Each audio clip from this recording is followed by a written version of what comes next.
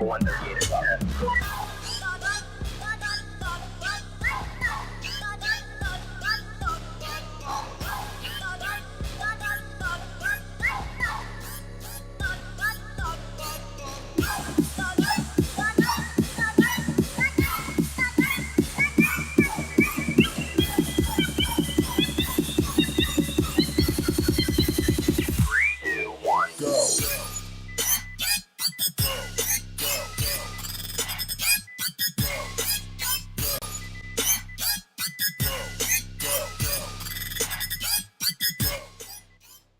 Hello, everybody, and welcome to the Sportcat Show, formerly known as the Paranormal guys. I'm a little bit busy here pushing extra buttons because, once again, the Wednesday night show crashed when I went to hit go live. So let me start with this. Broadcasting across Australia on Dare Media Group radio stations, this is the Sportcat Show, uncovering secret chapters, strange encounters, and the occasional technical mishap. I am tired of technical mishaps. I hear ya. We were backstage, we were talking, and everything was going just peachy. And then I hit go live, and no, it's not so peachy. Yeah. No. It was going too well. Everything was going too well. And of course, that's when stuff happens. Yeah, exactly. Yeah. All right, so I have resent the link to all the guests and appropriate people, and maybe they'll get it, maybe they won't. If not, we'll just figure it out as we go. There you go. So it says, let me go to YouTube and see if we're live on anything right now. Let's see. Oh, actually, we have the chat. Yeah, well, Sage is over here. Brenda's here. Chris is here. Where the hell are these people coming from? They were all there waiting. They were all there waiting for us to pop back up on their screen. Yeah. Hello, everybody. Brenda, I hope you're feeling better. So, Chris, welcome. Yeah. So we were sitting there having a great conversation. We're like, oh, it's time to go live, and and then next thing, we're only live on the Sportcat Show. I didn't go live on Brenda's show because I was trying to just get set up. So anybody that is normally on Brenda's channel has to be over here tonight. So so but we're not on Harley's, we're not on my personal one, we're just here, and we're on live on Dare Talk Radio. We love our friends in Australia.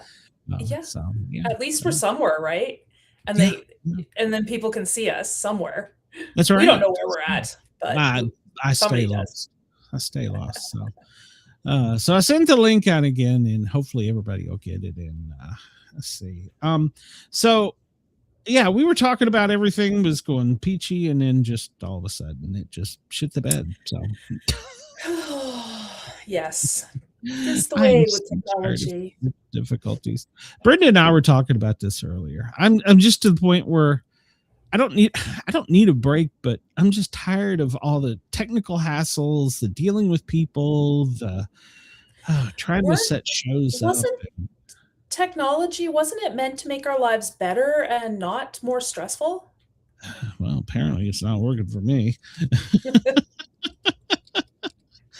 All right. Well, the hour 2 guest has definitely got it, so I sent it to him. I don't know about the hour 1 guest, which is this kind of bums me out because I was looking forward to talking to CA. Hopefully he'll link and get in here. Well, as soon as I saw that he was an RPG player, I was like, oh, this is my kind of author. I wanted to talk. I have a million questions, but can't ask him. There's nobody here to ask except you. Hopefully it'll be worked out. So why am I not? Just tell me this ain't trapped in. No. All right. Well, so while I got a few minutes, we will talk. I was talking to the radio station in Australia. We're live only on Dare Talk Radio tonight, or it's not tonight there. It's tomorrow afternoon there. And we're really happy and excited to be there. And we love doing the Sportcat Daily Gazette. It's just sometimes it's frustrating because I talk to you, have a great relationship with you. I talk to Brenda. I sometimes like her.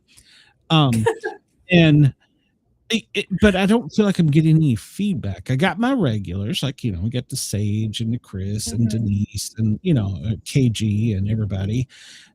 But I feel like there should be more people getting in and engaging and asking questions. And maybe it's just me. Maybe I'm sensitive and just need a hug. I don't know.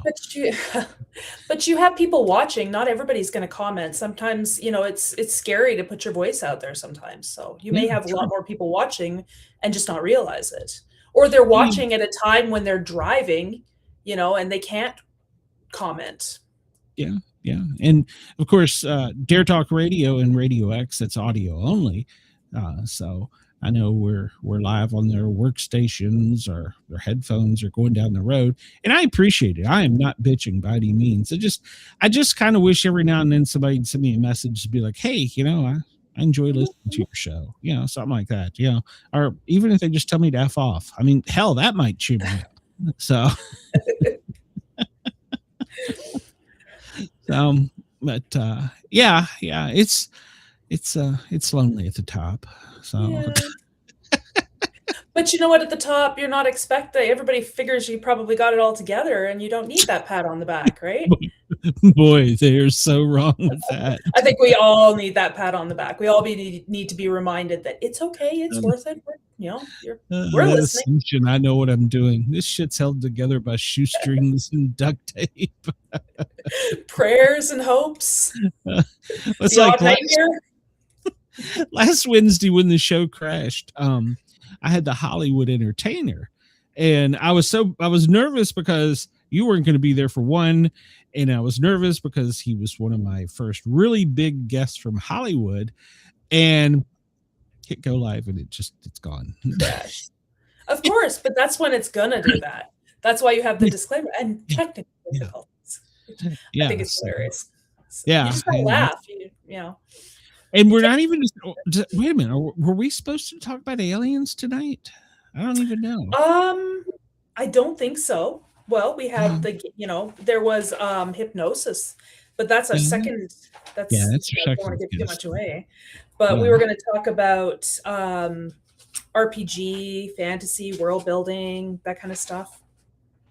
Well, yeah. Usually it's when we could talk about aliens that it goes crazy. So you haven't experienced that joy yet. I need to get a real alien one on so you can experience that joy. I mean, like my screen will go out, like the camera will go out, we'll still be live, and yeah. So. Oh, I think I remember. Well, I remember the. It was shortly after I started co-hosting, and I had never done co-hosting or hosting of any kind, and I think I was only like my second or my third week. And you completely dropped at the end of it when I'm our guest. Thankfully that, right. I was still there, they were still there, but you dropped, and I'm sitting here, I don't have the power. I don't know what to do. So I had to muddle my way through, but yeah, it worked out really well. Yeah, just make it up as you go. So that's what I do. Yeah. It's just a conversation. It's all razzle dazzle. So yeah, Brenda's like, oh, he only likes me sometimes. I can't figure out how she's just now figuring that out. Come on. So we argue daily for a show. That's what we do. So yeah, you really do bicker like you're either siblings or a married couple. Now that you said that, I meant to tell Brenda this. Brenda said she had a fever earlier, wasn't feeling well. Oh, no. And Mrs. Sportcat comes in. She's like, I got a sore throat and I think I got a fever. I'm like, what the hell? Both my wives are sick. How the hell I've just got allergies. That's why I'm sounding like I'm speaking through my nose. I was like, how does that work? I don't know. So I have an excuse. I was out digging in the garden. Yeah, you were saying you had your first really, really warm day there. So yeah, we finally got summer. We've been washing out. Everything's been flooding and it's been cold. And we finally it's like you woke up one morning and it's like, the sun is out. Yeah. So I'm like, okay, I'm going to buy those flowers now. I've been waiting to plant flowers in my garden. And then we're supposed to get severe thunderstorms with hail, and we've got tornado watches or warnings, or I don't know the difference between the two. I can never tell the difference. I think a watch is be careful, and a warning is like hide in the basement with your helmet on. So that makes sense. Like warning, it's there. Warning, watch out. But watch is like, look out the window for it because it could happen. That makes sense. Yeah. Hello, Alan. Welcome to the show. It's just me and Jen at the moment. We had some technical difficulties starting out, and if it works out, it works out. I'm not going to stress about it either way. So, you can't, and it just, like, that's why I always say, it's better to laugh than cry because, well, one, you can't control it, and two, I don't like the wrinkles that crying. When babies cry, it's cute. When grown-ups cry, it's not, and it's very ugly. Yeah. I'm an ugly crier. So, hey, Alan. I did enough of that on the ambulance. I don't want to do that anymore. So, but yeah, and I'm trying to get this other show kicked off the air. Not kicked off the air, but launched. And okay, that's totally different meaning. yeah, I guess I should. I'm trying to get it kicked off, trying to get it started, and I'm just trying to get everybody together and get everything set up. And I'm like, if it's this much of a pain in the ass for the first episode, why am I doing this? It's the mountain. Once you get over that hump, it's downhill from there. Yeah, I hope so.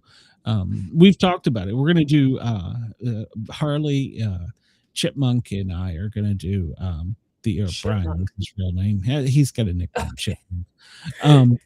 We're going to do The Big Chat, which is our yearly CBS Big Brother reality TV show. So okay. we're going to do that. They have went into sequester in the house, which I don't know if you know how it works, but they lock 18 people in a house, and they can't do anything except play their games or talk to each other. And by the end of the season, the last one there was it like $1 million or so? They get a big chunk of change. They can't talk to each other? No, they can talk to each other, but they have no contact with the outside world. Oh, yeah. Okay. I know about Big Brother. I've never really watched it. I'm not big into like it just, that's not one of my favorite shows. I got addicted to it when one of my bosses in Tennessee was actually on the show. And, oh, really? Yeah. I think he was season 2 or 3. And I got addicted to it then because back then, we didn't have the internet. You had the radio, the TV, newspaper, magazine, and I was like, man, that's something to be stuck in this house with all these people. And, you don't have anything. And of course, now we've moved up so much. They got more cameras and it's all live you can tune it in 24/7 live and watch now, so it's progressively gotten more technologically advanced, and it's kind of cool. And sometimes people do lose their shit and go absolutely crazy in the house. So. Yeah.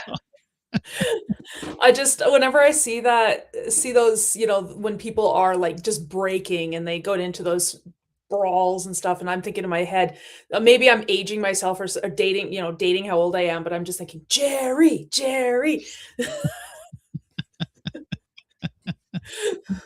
Well, they've actually had to remove people from the house.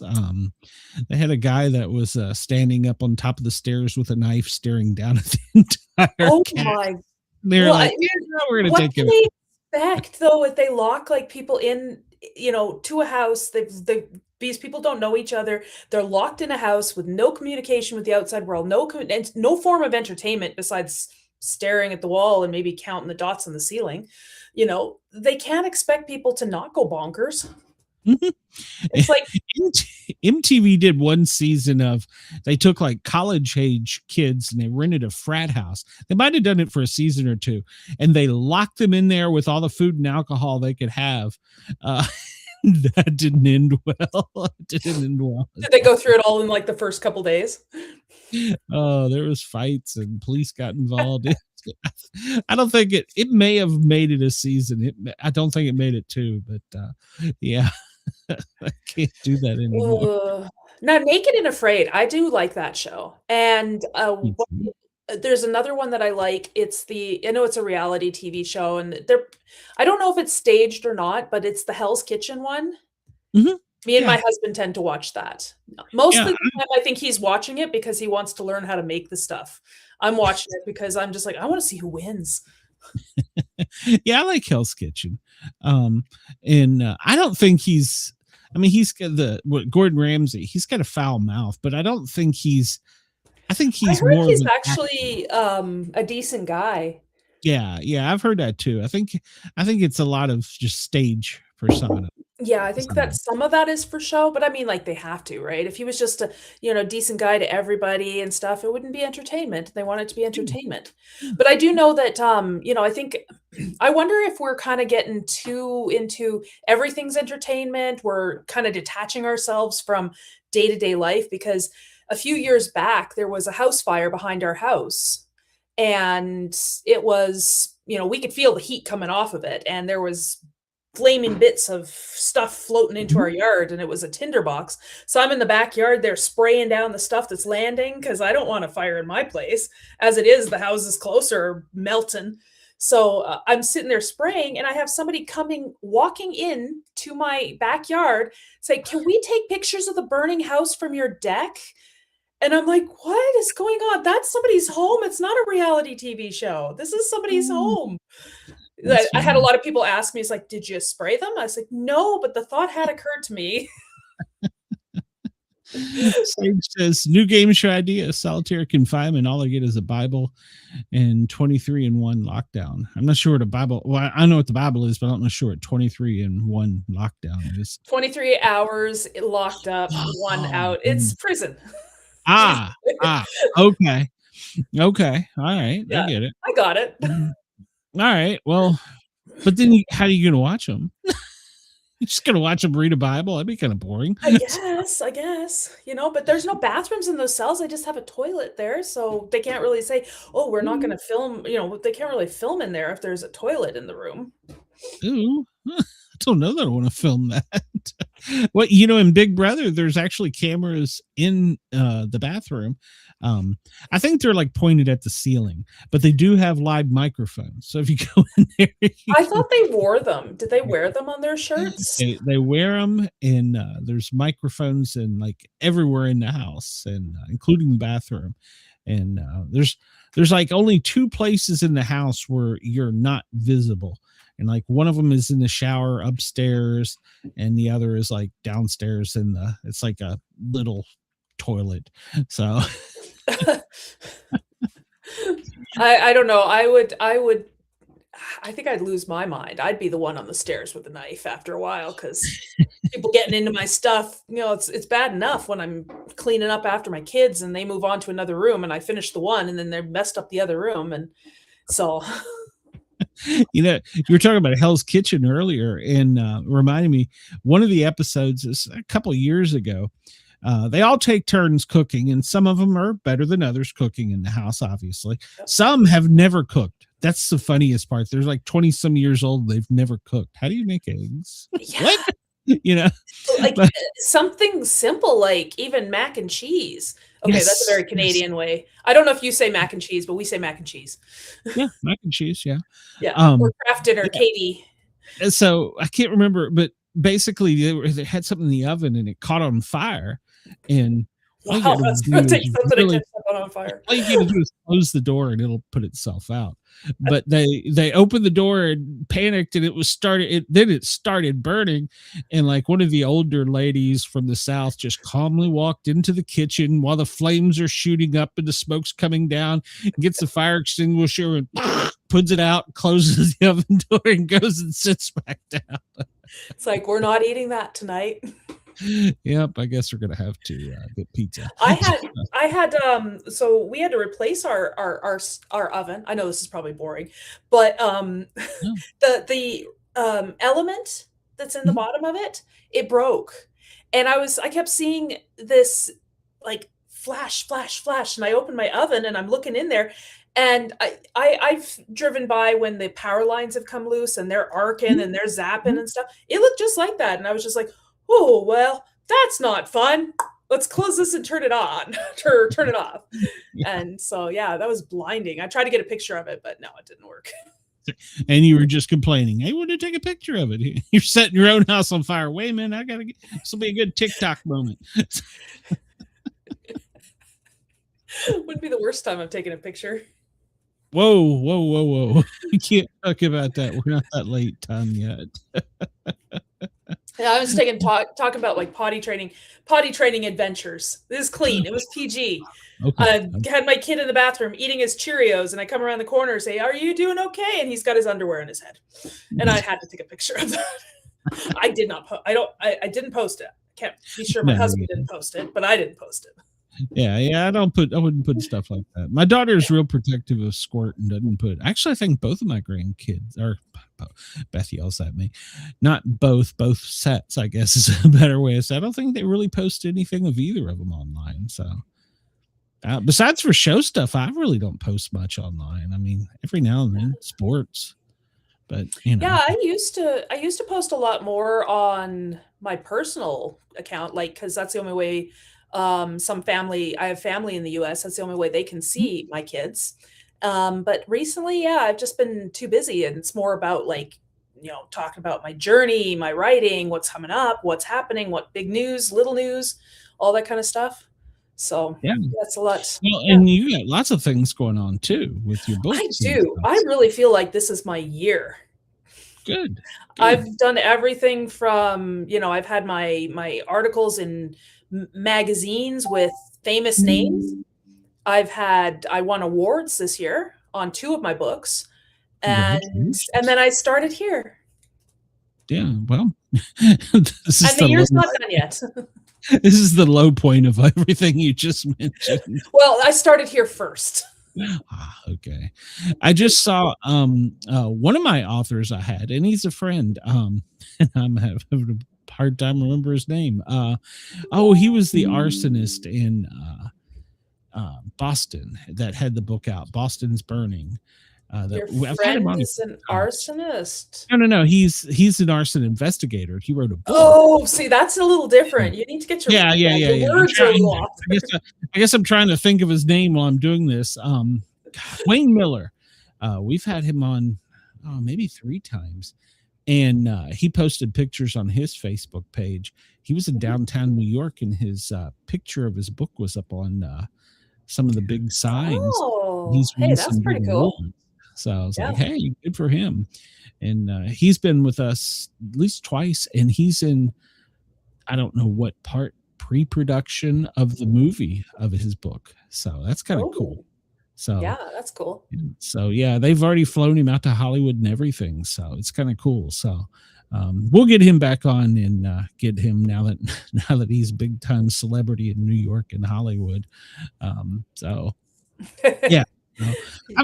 I enjoy watching things like that. So and I'm glad he's making it. And it's a really cool story because of course, Hollywood's probably going to butcher it, but it's basically talking about a time in history in Boston where the city was cutting the fire department's budget and manpower. And so some firemen got the idea, with some police officers, got the idea that they would start setting small fires, and it would increase the need for the fire department. Well, more fires they set, the less people they had. And then it turned into a game of catch me if you can. So, and he was the one that caught him. So, it didn't prove their point. They still went to jail. Did Boston end up increasing their budget? Over time.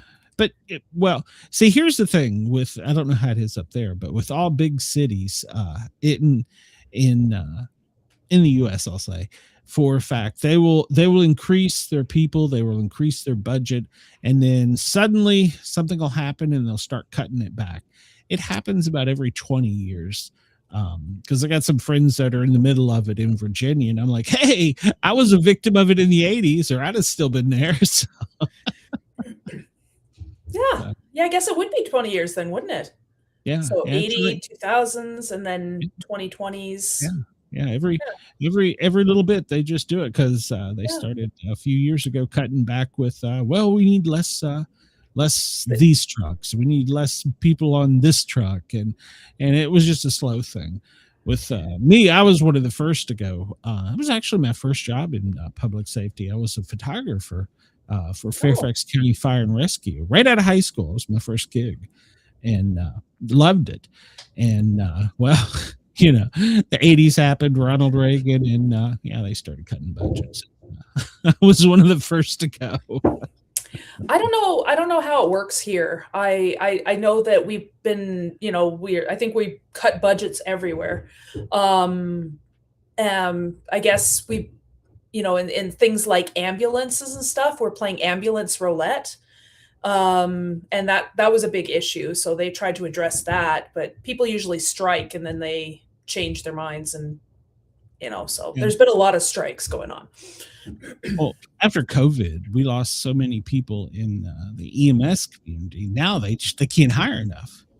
So, yeah, I know. It burned everybody out.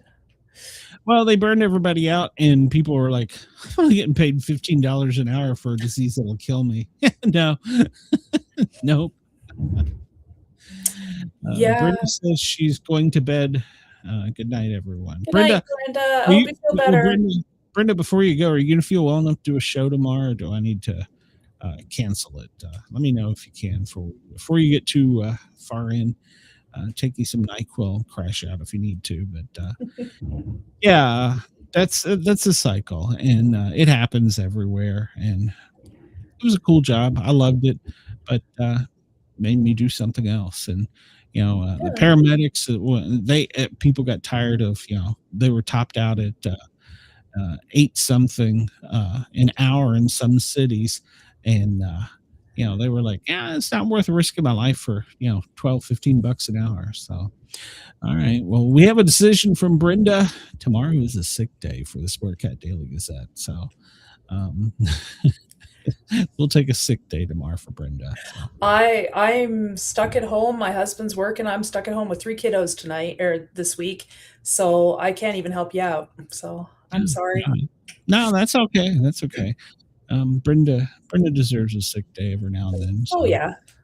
So well, we won't ride her too hard about it. No, I mean, actually, yeah, you will. I won't. I will. But she's done it for me too. So, okay. Well, so they got a message while we were talking here from radio station in Australia, said that the station has the Sportcat effect, that when I'm on the hour, when I'm on, every time I'm on, our listener count goes up. Well, that's good. That's good to know. Well, that is good. That is good. Yeah. So they're assuring you. They're assuring there was that pat on the back that you needed. That was that positive affirmation. Yeah. Yes. There you go. There you go. You needed to, sometimes, I mean, even as an author too, when I'm writing and I'm just like, is it even worth it? Sometimes I feel like that. And then I'll have somebody at a book signing saying, your books are so good. Thank you so much. Are you good? When's the 5th one coming out? I'm like, yes, it's worth it. Yeah, it does make you feel good. And I guess it is just we'll call it an artist thing. Because you feel like, I feel like I'm giving so much of myself. And of course, this show is totally set up different than the Daily Gazette.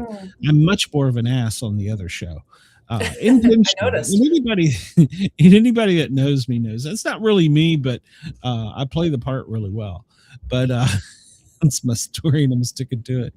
But yeah, it's rewarding to hear somebody say, "Yeah, I like that," or it was cool. So, but yeah.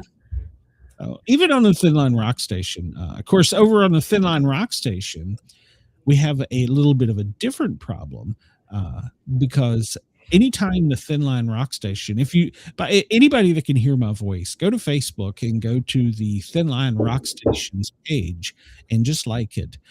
It's a public safety radio station, www.thethinlinerockstation.com, 24/7 rock and roll music.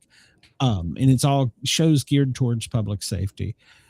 Anytime they make a post there are so many people that go on the post and make negative comments about firemen, policemen, EMS, like, and they're trying so hard to get that station shut down. That is so annoying to me. It's like, you know what? You don't have to listen. You don't have to like this. Yeah. What else? So, yeah, it's like, I guess they've got nothing else better to do. Yeah, it's like they're not happy unless everybody's miserable. Yes.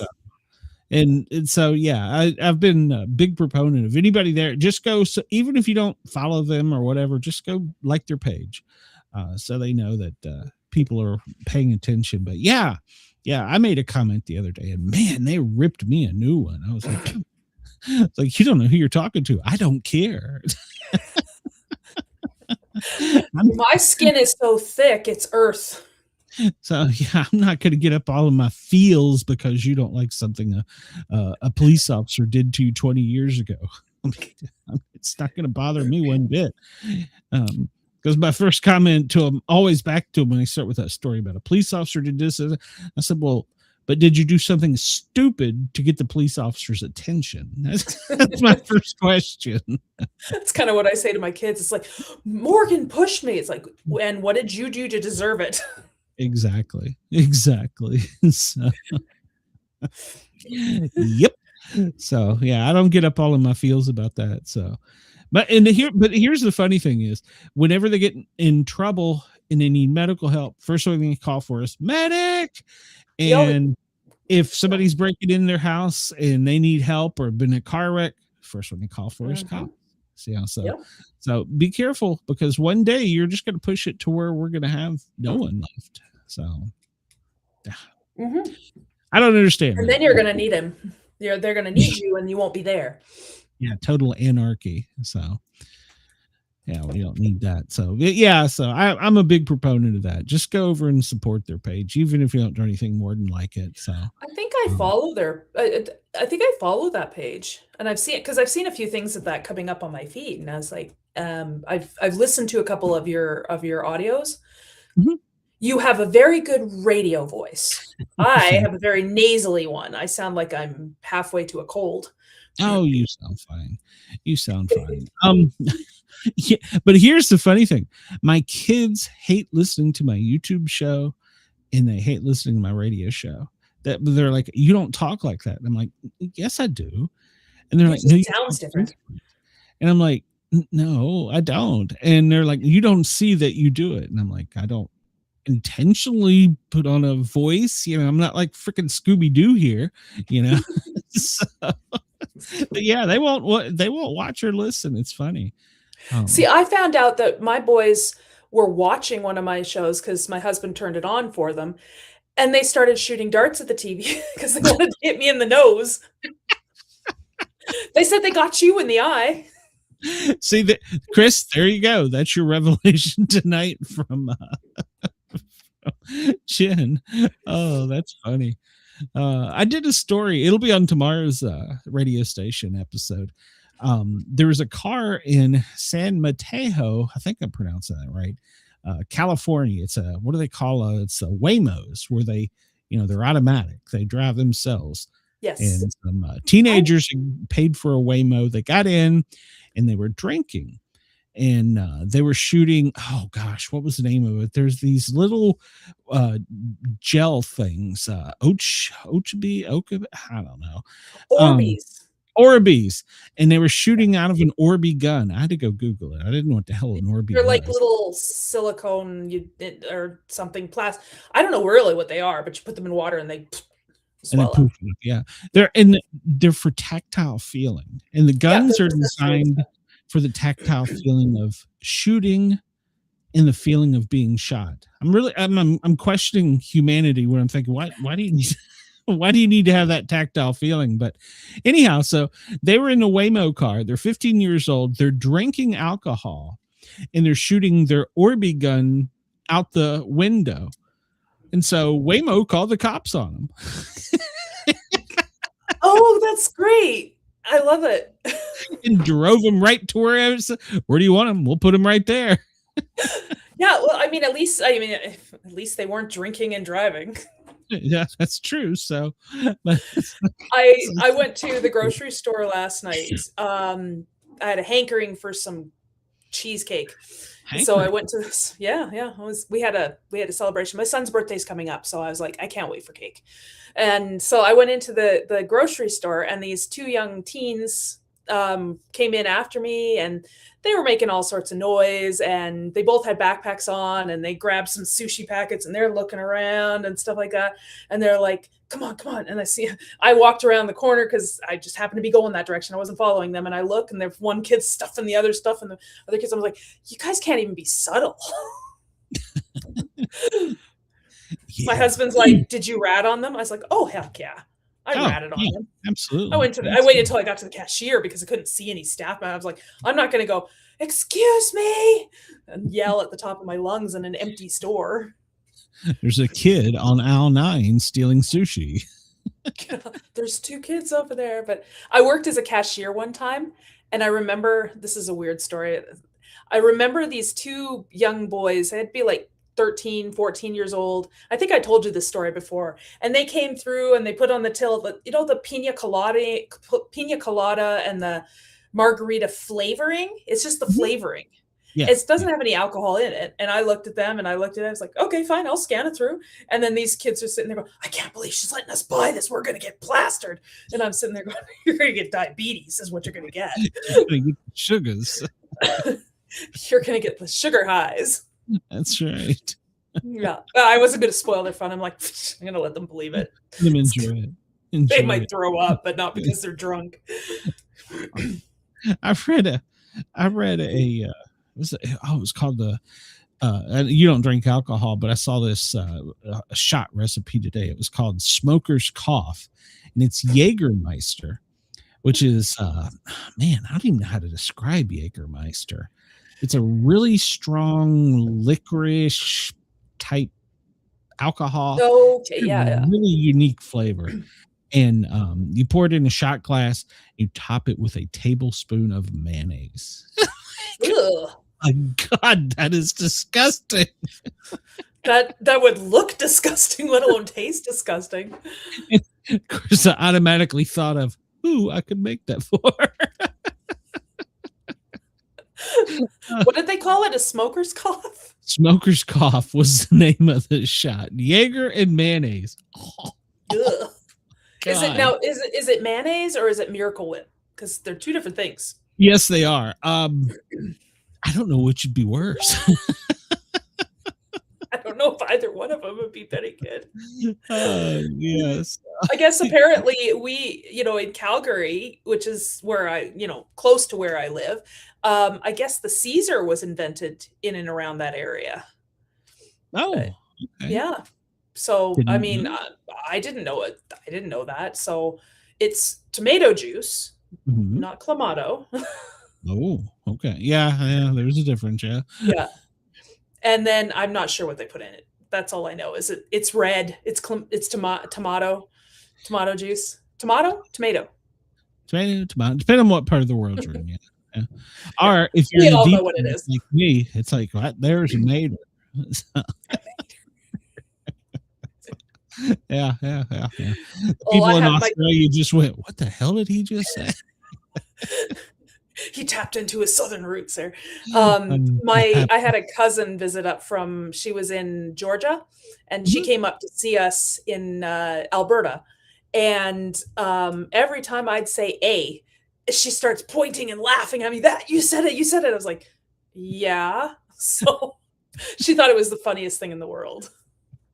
Oh, well, they do it when I say y'all. So, yeah. Accents are a funny thing. Yeah, I guess in fairness to my kids, I do turn I can turn that damn redneck back on just like that. It's a thing.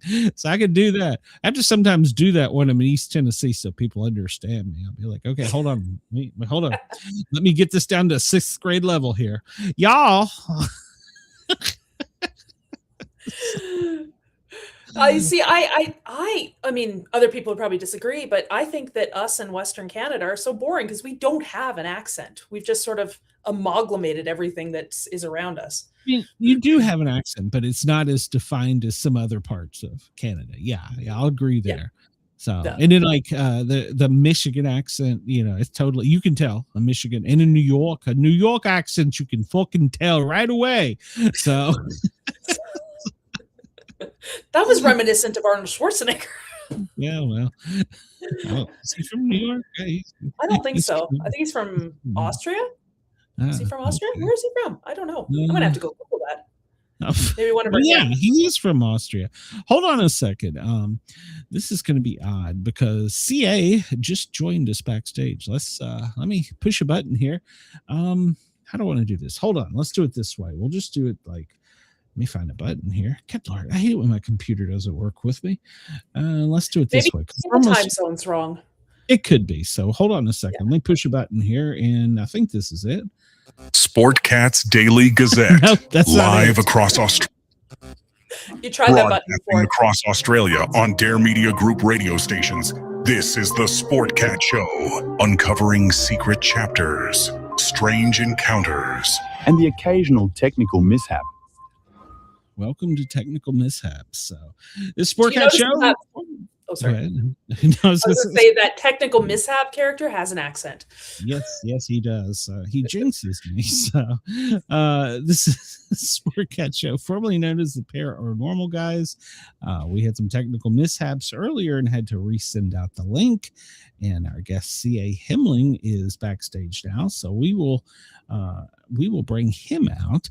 But I guess I should tell you a little bit about him first. He calls himself a wordsmith, and Jen is all excited because he's an RPG gaming expert. He's created some. So let's bring CA out.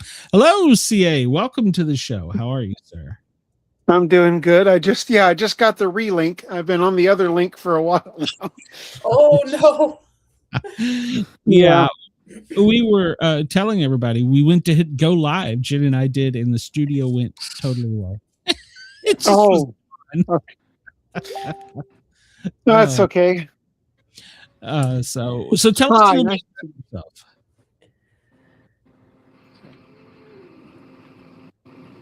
Can you hear us? There you go. Hello. Hello. So tell us a little bit about yourself, CA. Well, I'm pretty much a storyteller. That's what I like to think of myself as, and I've been that ever since my friends first came to me in probably middle school and wanted to play Dungeons and Dragons and wanted me to be the one to run. So I've been picking that up ever since. Did you ever play, or were you always a dungeon master? I've played a lot of different games, but I usually, for the majority, probably 7/10 of the time, end up running. So, but yeah, I've designed a couple games myself. So, nice. What kind of games have you designed? I have a paranormal investigation game, which is kind of a Monster of the Week game, where you take on the roles of hunters and mystics and psychics and victims, and you pretty much go through a Monster of the Week format, and it's called Chronicles of the Paranormal. Nice. Nice. Yeah, it uses what I call the lowball system, where you take a D20 and you add your stat and a skill modifier, and you have to roll under it on the D20. So in that case, unlike Dungeons and Dragons, a 1 is good and a 20 is a failure. Okay. I wouldn't have any problems rolling good. I've sent more dice to the dice jail than I can tell you. I wrote the game for a friend of mine who couldn't roll a 20 to save his life, and guess what? He can't roll a 1 to save his life in this game either. So, is he like 5 across the bar or 10 or whatever? Yeah. Just the whatever roll he doesn't need. I don't even have to tell my party, like they're like, okay, and roll an initiative for me, and I roll it. It's like, I failed. Like, what was it this time? 2. Sorry. Yes. Well, CA, we got off to a little bit of a late start, so we're not going to be able to keep you the whole hour. Oh, I know you've got several books that you've written that you want to tell us about. Tell us a little bit about them. Well, let's see. The one I told you about when you first contacted me was The Last Man.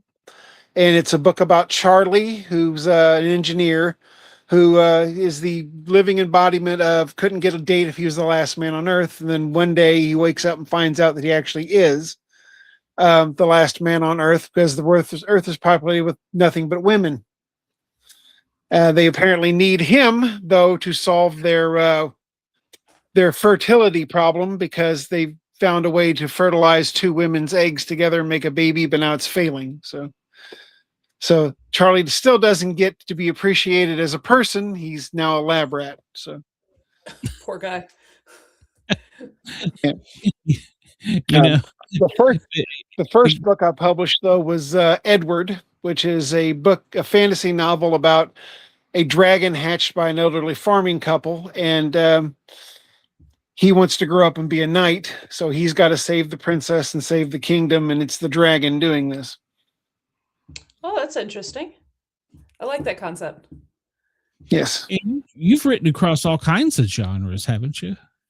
Fantasy, sci-fi, urban fantasy, adventure. I guess what you'd call it's kind of action adventure. I've got Gun Bunny, which is about a hitman who discovers a stripper who has an unnatural knack for killing, so he decides to train her in the business. So. Where do you get your ideas? They kind of flow out of me. They're hard to control sometimes. Do your characters ever like take over the plot and just sort of drive? I have a tendency for side characters to kind of become more prominent because I really enjoy writing certain side characters and backup characters, and they just sort of become more prominent as the story progresses. But it's always about the main story because again, it's storytelling is what I enjoy, so that's where it all kind of runs together. It sounds like sometimes it could be your therapy. Yeah. It is. I do uncover a lot of issues as I write. So yeah. Do you ever get to the end of a story and then look back to it and say, how did I pull this all together? It kind of writes itself for me half the time. So I don't really have to. I don't wonder how it comes together. I just wonder how I all got it all out on the page. That's true. So do you have an outline or is it all basically from the seat of your pants? I have a basic idea of what I want. Like I said, with Charlie, for Last Man, Charlie was the whole concept of couldn't get a date if he was the last man on Earth. And then I decide where I want to go from there, where I want it to end. And then I have to fill in the middle mostly. So. Okay. Go ahead, Jen. I was going to say, do you ever get lost in the rabbit holes when you're kind of researching these? Sometimes they don't end up where I wanted them to go. Because you get up in the story and you're like, oh, that's good. I want to go this way now. And maybe I'll come back to that later, maybe, or, it'll be a thing for another story. One of the things I don't like doing is giving a definitive end to a story. I like to end a story and then it's like, there's more to tell here if I ever want to pick it up again. It's true. I always hate stories that are like, nope, this is definitely over. And it's like, well, no. It's like, if you wanted to write more about it, I could, so I can write sequel books. I've got I've got a set of serial books currently being written, which is the Arcanum series, which is urban fantasy. And it starts out with Familiar. And that's about a boy who gets his grandfather's grimoire in his late parents' estate. When his parents die, he gets his grandfather's grimoire. And he starts finding out that the spells work. And so he decides to cast one of the hardest ones, which is summoning a familiar, except it's not an animal when it arrives. It's a girl about his age. So it kind of delves into the love story, the dawning of his magical powers and the connection between the magic and angels. So it gets really involved. And then I wrote a sequel novel in the same world where a guy, he saves a girl from being assaulted outside of a nightclub, and then she gets mad at him for doing it. And he turns out he's brought something supernatural into his life he didn't expect. Oh, Wow. I That's like a cool that. one. Yeah. Yeah. And then the third Arcanum I'm working on now is about a guy who ends up going to Ireland to take care of his ailing grandfather. And he ends up freeing a pixie that his grandfather trapped, hoping to get magic to cure his disease. And the pixie, to thank him for saving her or letting her loose, he ends up being betrothed to her. So they're going to get married. And he didn't even ask for it. Can you be my dungeon master for our next campaign? Yeah, I'm currently the vice president of our local gaming guild. So I've got all sorts of games I'm running. So yeah. And Jen is my gamer girl. She picks me up on things about that because I know nothing about that stuff. I didn't grow up with Dungeons and Dragons. I grew up with I played World of Warcraft when it was just Warcraft before it went in online. Right.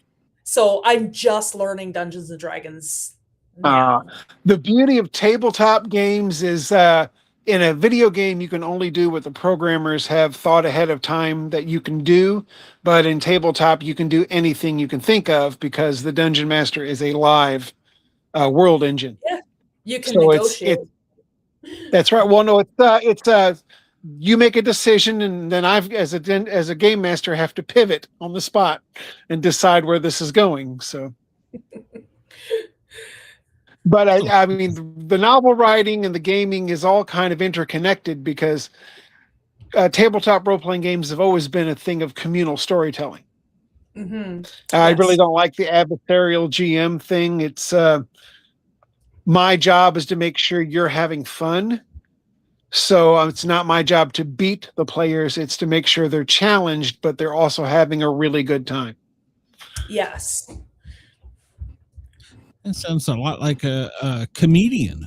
So, I mean, you're making them happy. There's a lot of comedy. Yeah, you're making them happy, I guess is a better way of saying it. I'm not trying to make fun. So, yeah, you're making them happy. Sometimes as a game master, you got to be a therapist too. So, that's true. Have you ever tried LARP? No, we did a couple LARPs for a convention. Just one-offs, murder mystery one time with the game Teenagers from Outer Space. Oh, that sounds fun. Oh yeah, it's basically aliens are real and they've decided to send their children to school on Earth. So Earth is the new hot spot, and that's what it's from the same people who made Cyberpunk. So I'm gonna have to check out a lot of this. Do you think you'd survive in the world of your books? I would hope. It depends on which one. I still have in development a fantasy, medieval fantasy that's actually a horror novel as well, because of mysterious monsters rampaging in this village and destroying farms and outlying places and working its way toward town, killing everything it comes across. So it's kind of like Jaws in the middle of the woods, if Jaws could walk on land. But if you know what's happening and you go into your story world, then you could be the hero. Yeah, well, being the omniscient storyteller is kind of a cheat. Yeah. Yeah.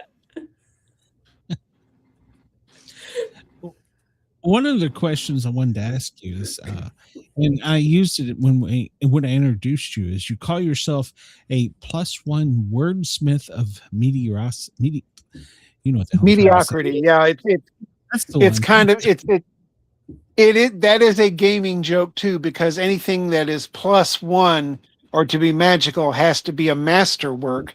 So it's kind of an oxymoron, +1 wordsmith of mediocrity. Okay.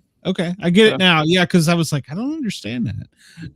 Yeah, I was gonna ask that too. I was like, okay, I know it's got to mean something, but I don't know what it means. It's part gaming joke, part detrimental humor. It's just what I'm playing with. But wordsmith is really something I like a lot because it's a person whose craft is putting words together. I've used that a time or two myself. I like it. It makes me sound important. Yeah, wordsmith. Or word forger. In the word forge.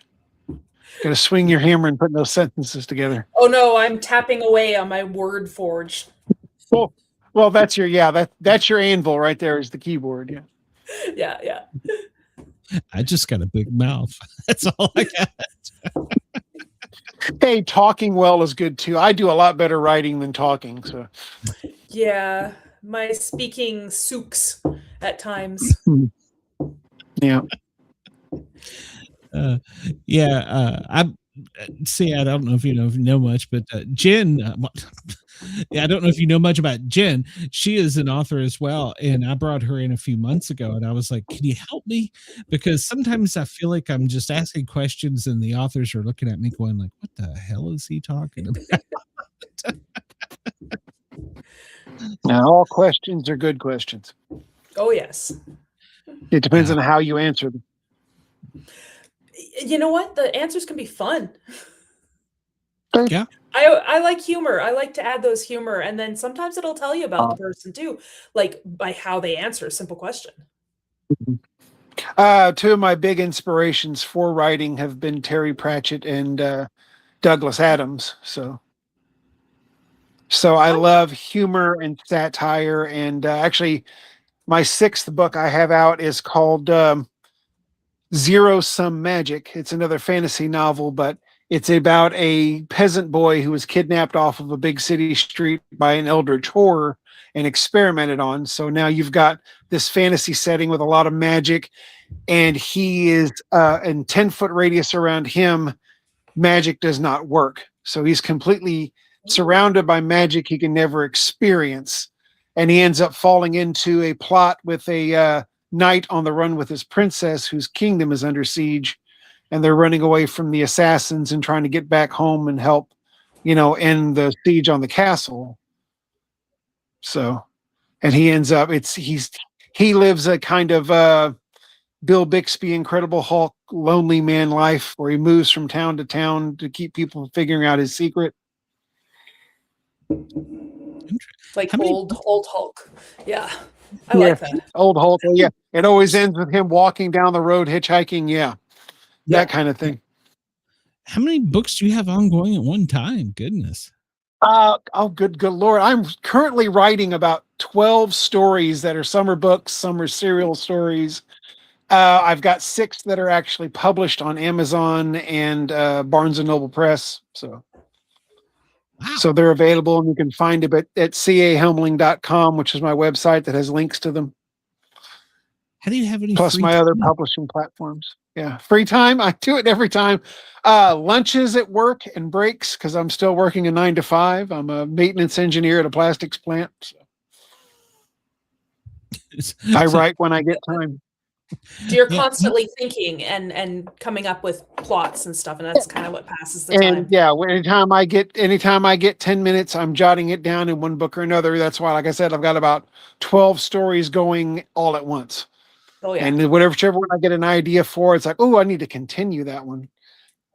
I used the to two find that are dominating. Yeah, go ahead. Oh no, go ahead. You go ahead.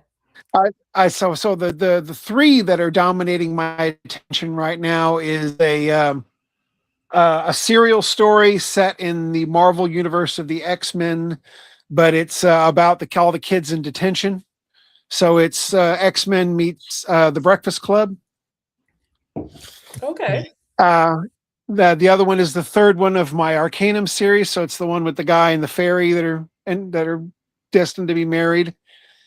And one called Lexi, which is about a psychologist whose police detective friend brings him in on a case where the murder victim was keeping a slave. And he's got to try and give this girl back her autonomy because she's been completely stripped of her identity and is completely submissive and obeying. And he's got to teach her to be her own person again. all the while the people who murdered her former master are still out there, and it gets a little dangerous. So it's kind of a rom-com that happens in the middle of a murder mystery. Didn't figure those two genres would go together. Yeah. I'm trying to make it work. Yeah. Wow. And what now? I want to go back to Gun Bunny. Is that a fantasy or like a Western type thing? No, that is modern day, and it's kind of an action adventure. Okay. So it's your John Wicks, your 80s action cop movies kind of things, but it's about the hitman and the stripper that he finds that she's a natural killer. Oh, and this is the one where he trains her. Yeah, and he trains her to be a hitman. Okay. Yeah. I'm gonna have to check that one out. Doing this show, I was talking on my radio show today, doing so many of these shows. I read more now than I've ever read my entire life. When I got out of high school, I said I'm never reading another book again. I'm done. Read all I can. Yeah, I know. I couldn't find things that I wanted to read. That's why I started writing. And ever since I started doing book signings and book events, and I'm meeting people and they're recommending books to me, I've had to buy 3 bookshelves. So my to be read list exploded. My wife has thousands of books between her and me. So yeah, on her bookshelves. So, and in storage because we don't have enough room on our bookshelves for them. Yeah. The missus made me go all Kindle. She's like, you got to go all Kindle. We can't do it anymore. Mine are readily available on digital. I mean, go ahead and download from Kindle or Book Nook. So yeah. Okay. Yeah, I'll do that. And I have books on. I have serial stories and short stories on DeviantArt and Novella and Royal Road is who I publish to. Currently, those 3. Do you do any drawing too? No, I'm not a very good artist. I was in high school. I took mechanical and architectural drafting, so I'm a pretty good mechanical drafter. I can make you a drawing of something with a ruler, but freehand, no. My son's better at that. I can't draw a straight line. If I could make comic books, it would be easier. I'm told they're the hardest to write, those comic books. So. Yeah, because it's all just dialogue, really. Yeah. Well, it's dialogue and descriptors. So you're writing in a comic book, you're writing for the same thing you would have storyboards in a movie for. You know, you've got to write a description that someone has to put into a panel and then insert the dialogue. So yeah, you have to be very descriptive in a comic book because they have to draw it out. And if you don't describe it well enough, they won't draw it like you're picturing it. Yes. Unless you're doing it yourself, that I envy those people who can draw and write. Yeah, not me. Yeah. I'm not an artist. I wish I was. Is there a genre that you'd like to dip your toe in you haven't done yet? Oh, good Lord. I haven't done anything space sci-fi yet. Most of my sci-fi has been post-apocalyptic or in that vein, still on Earth, but science fiction in the future. I put a story that's set in kind of a cyberpunk noir story that's going to be in an anthology series for my book writers club, the Midwest Writers Guild. Our latest book's going to come out called Once in Future Tale, and I wrote a futuristic sci-fi short story for that called Restless, about someone with he's got hypertonia and photographic memory, so he can't sleep, and he remembers everything he ever sees or reads. So it kind of fuels he's a technician building all sorts of miracle technologies, and wow. Yeah. One question we always ask our guests is, have you ever had any paranormal experiences or seen a Bigfoot or anything like that? I had friends who lived in a haunted house in my town, and they've had things like stuff move off of dressers onto the floor, still perfectly standing up. They had a boot stand up in the living room while they watched it. a friend of mine, my friend that he lived in the house, he always wore combat boots, and he just kicked it off and is laying on the floor, and him and his girlfriend and us watched it just stand up on its own. Yeah, Somebody they says finally time to left go to work? that when he got into a fight with her. They had to leave that house because the two got into a fight, and at some point he just was paralyzed from the waist down until they drug him out of the house and he could walk again. Oh wow. Yeah. Yeah. So it was a pretty thorough hunting.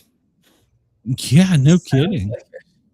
Yeah, I don't know if I've ever heard of anybody that has been I guess physically afflicted by I know that people can feel like nauseous or dizzy, lightheaded. that kind of stuff. Nauseous, cold spots. You can also get hives and bruises from a haunting that you don't know where they come from. Yeah.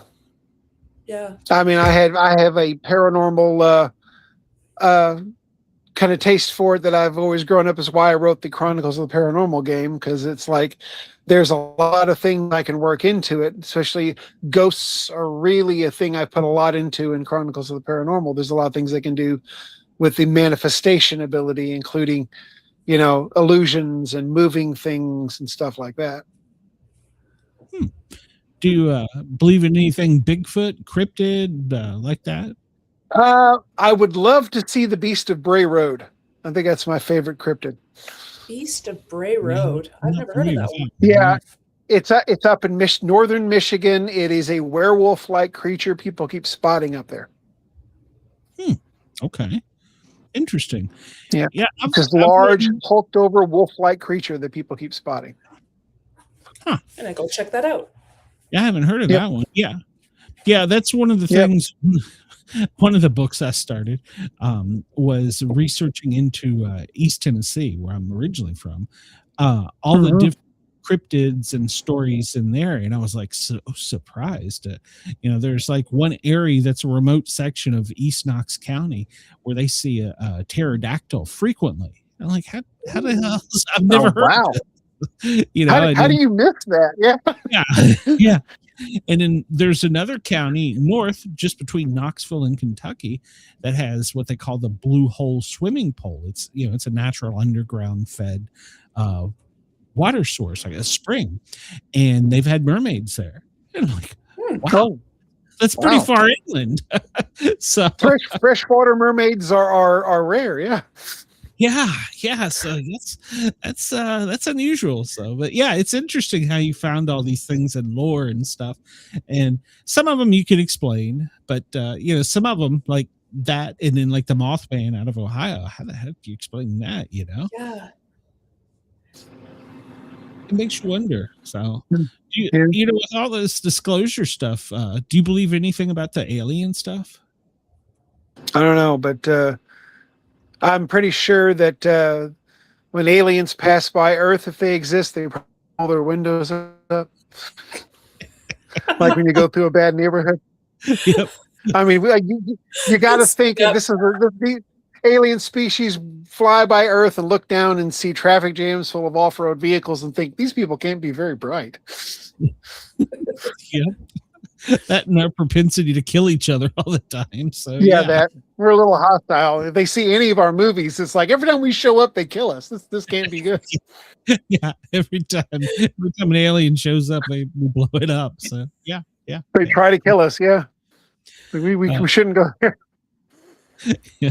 I'm trying to think of some that haven't done that, but I don't think there is any that I can't think of. Well, even ET, the government came after him, so it's like it's still kind of scary. Yes. Yep. Even ET, the gremlins. They tried to kill the gremlins. Yeah. Were the gremlins aliens though, or monsters? No, they were mystical. Yeah. Some ancient Chinese creature that the guy was selling and holding in his shop. Yeah. The government still wanted it. So yeah. CA, I hate to cut you out of here short, but William is So I'm backstage. sorry for being late, but yeah, I was No. waiting on the other link, and it's like, what's taking so? We were like, yeah, we just don't like you. We're going to talk about you. Not Okay. No, that's not true. See, I would love to have you back on. One thing I do want to make sure to get out there, because we're live in Australia right now, and we've got a pretty decent following there. If anybody in Australia Okay. wants to reach out to you or get your stuff, how can they get you?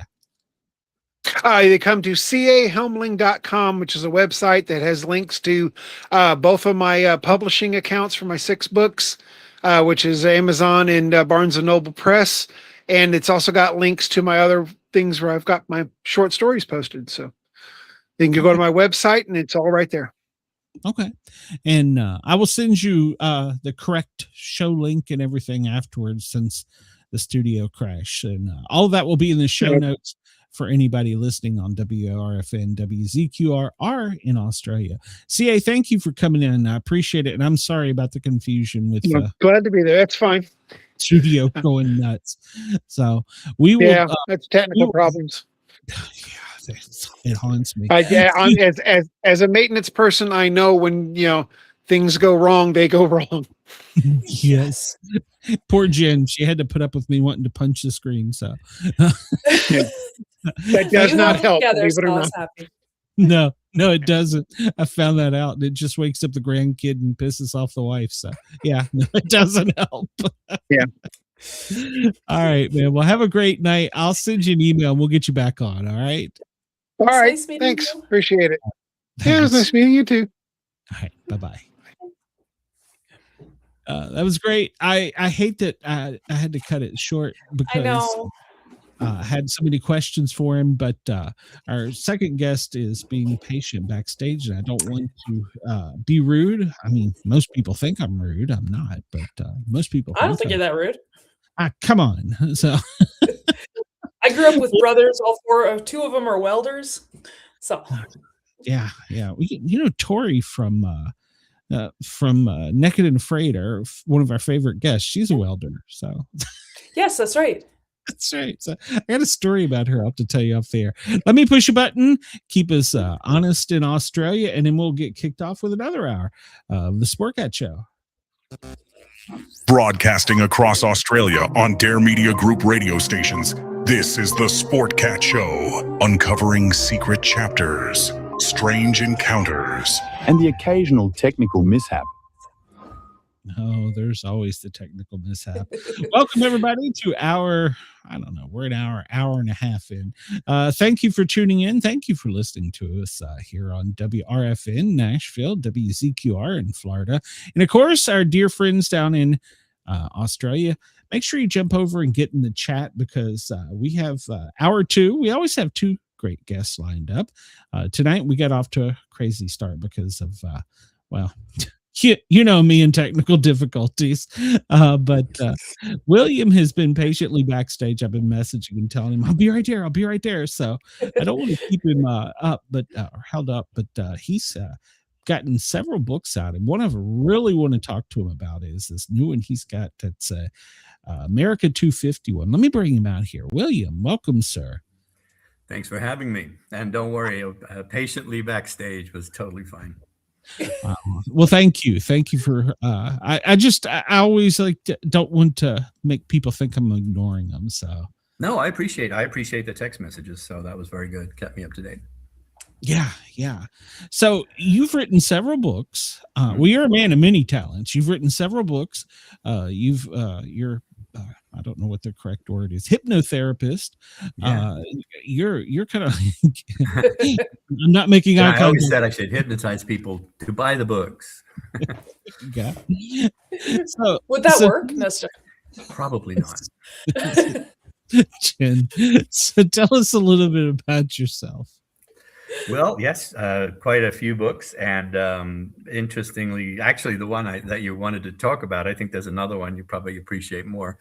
I have been writing for a long time, and I've been through, was a school teacher for a while, and then a newspaper journalist, which I have a degree in, and then started a magazine for writers, which featured a lot of writers that just couldn't get published, where we helped them get their work up to speed.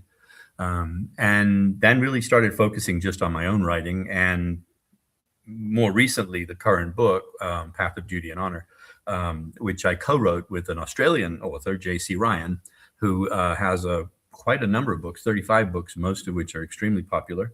And that's been fun. And we are actually continuing to do that. So we both have our own books, and we also collaborate. What is it like co-authoring with somebody? Tough. No, well, it takes you. Is it like? Oh, sorry. No, it takes you a little while to get used to each other. I mean, two different authors have two different writing styles, and obviously, if you're going to do a joint work together, you have to sort of kind of find a balance between the two. And so I think that's the hardest part. In JC's case, I have known him for 10 years, and we were friends that whole time before we started writing. So I already knew his personality, and it wasn't too hard for us to sort of find the groove that worked for both of us. The only other big challenge, of course, was the time difference between I'm outside of Boise, Idaho, and he was in Australia at the time. So we had a very couple of hour window in the afternoon. Well, his evenings, my mornings, and quickly all the video conferences, chatting. The rest of it was back and forth by documents and Dropbox. So, but it was fun, and it's enjoyable. And once you get the groove, it's actually very enjoyable. Do you find that it's beneficial? I would find that it would be beneficial in a way that if you're struggling to come up with a good description for this or an adjective, or you could critique each other's types of styles and stuff and kind of hone your own skill. Or did you find that you were more like fighting over, like, I want this word, no, you can't have it. No, there was no fighting at all. What would happen, we would each take a chapter that we would write. One would write it, then it would go to the other one, and the other one would look at it and change it and then send it back. And we did that back and forth. But we had already discussed it beforehand. We had already said, okay, this is the general direction this has got to go in. And so we want to do this, and we want to do this, and we don't want to do that. So we really didn't have disagreements because we knew straight off what we were going to do. Okay.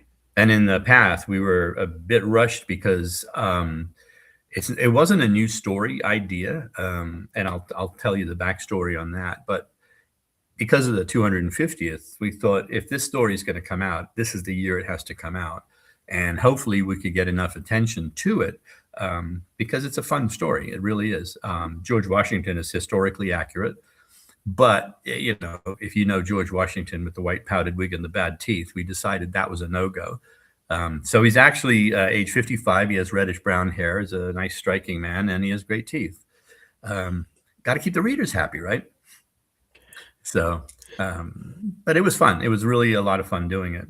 The idea for that actually came 10 years ago. Now this goes to California. I used to live in California, and a good friend of mine there, who's ABC News anchor in San Francisco, Dan Ashley, and I used to get together for lunches. And one day we decided, boy, it'd be really cool if we wrote a screenplay. And he said, well, back when he was a journalist in South Carolina 30 years earlier, he had this idea that George Washington came back. That was it. And he said, okay, let's do it, And we did. We wrote about maybe 30. Well, it's not what the story that's in here. About 30% of it is a little overlap. And it fizzled out because we really couldn't go anywhere with it. And Dan also, in addition to his day job, also has a rock band. And so he was busy with all of that. And eventually it just went by the wayside. And so I said to him, do you have any problems if I try to turn this into a novel and go for that? And he was very graciously said no. So it's an idea that's been percolating for a while. And it was just a matter of, how do we present it? How can we give it the biggest audience impact without being hokey? There's no, I know you like to talk about ghosts and supernatural. I didn't want to do that in this book, only because people would pull it apart. So he appears, it really is him. We proved that it's him. But we don't explain how, because I felt if we explained how, you'd get a lot of people with comments, and we didn't want to do that. And the second thing we did with this book was we made it nonpartisan.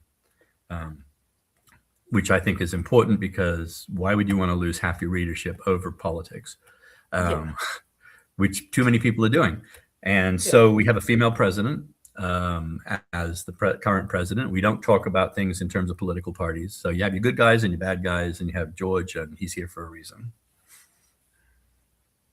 I like it.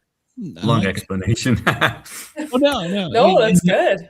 Well, you were saying it. I was trying to think. I don't know what George would be if he was alive today. I don't know if he'd be red or blue, or I don't know what the hell he'd be. I honestly, I think he would be more fixed on the Constitution than on a political party.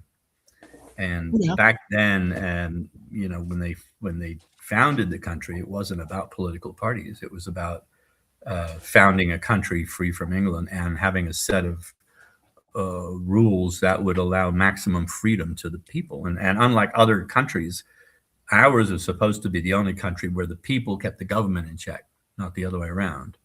And of course, nowadays, that's an interesting, complicated little issue that's in play, shall we say.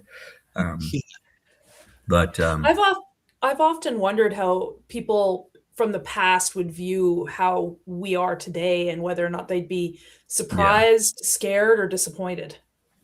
I had a running joke that he would say, "Forget it." We'd go back to England. But no, I think we in the book, he has to face it. Well, one of the interesting things, so the questions that we had was, how do we make him credible? Number one, how do we get him exposure? Because, a guy shows up and he's in a George Washington uniform. Nobody's going to take this guy seriously. You put him in the loony bin. And what's the reason he's here? Well, he's here to save the country, directly and indirectly. And so that was his mission, but he doesn't know it when he arrives. And so he meets an author, Nathan Scott, who has written a book about him, a controversial book, which is somewhat of a bestseller. And in it, the book suggests that George Washington had an illegitimate child through one of his slaves. And so when he meets George, they have I'm trying to say it without giving too much away, but I think it's okay. Nathan and his teenage son, who's a bit of a brat, befriend George and take him in, and they start to believe that there's more to him, because everything he says is accurate. And Nathan knows it because he's been a George Washington nut since he was a kid. In fact, his whole apartment is George Washington busts and posters. And so the question is what to do with him. And his publicist says, well, you're going on a tour, a book tour across the country. Take him with you because he's so credible. And he does. And that's how he gets exposure and winds up being a social media sensation, which is how he winds up getting to the attention of the government. Meantime, you have the bad guys, but everybody who's read it really have not had any negative comments at all. But all the comments have been, I wish it was like that now, or I wish that I would have had the chance to meet him.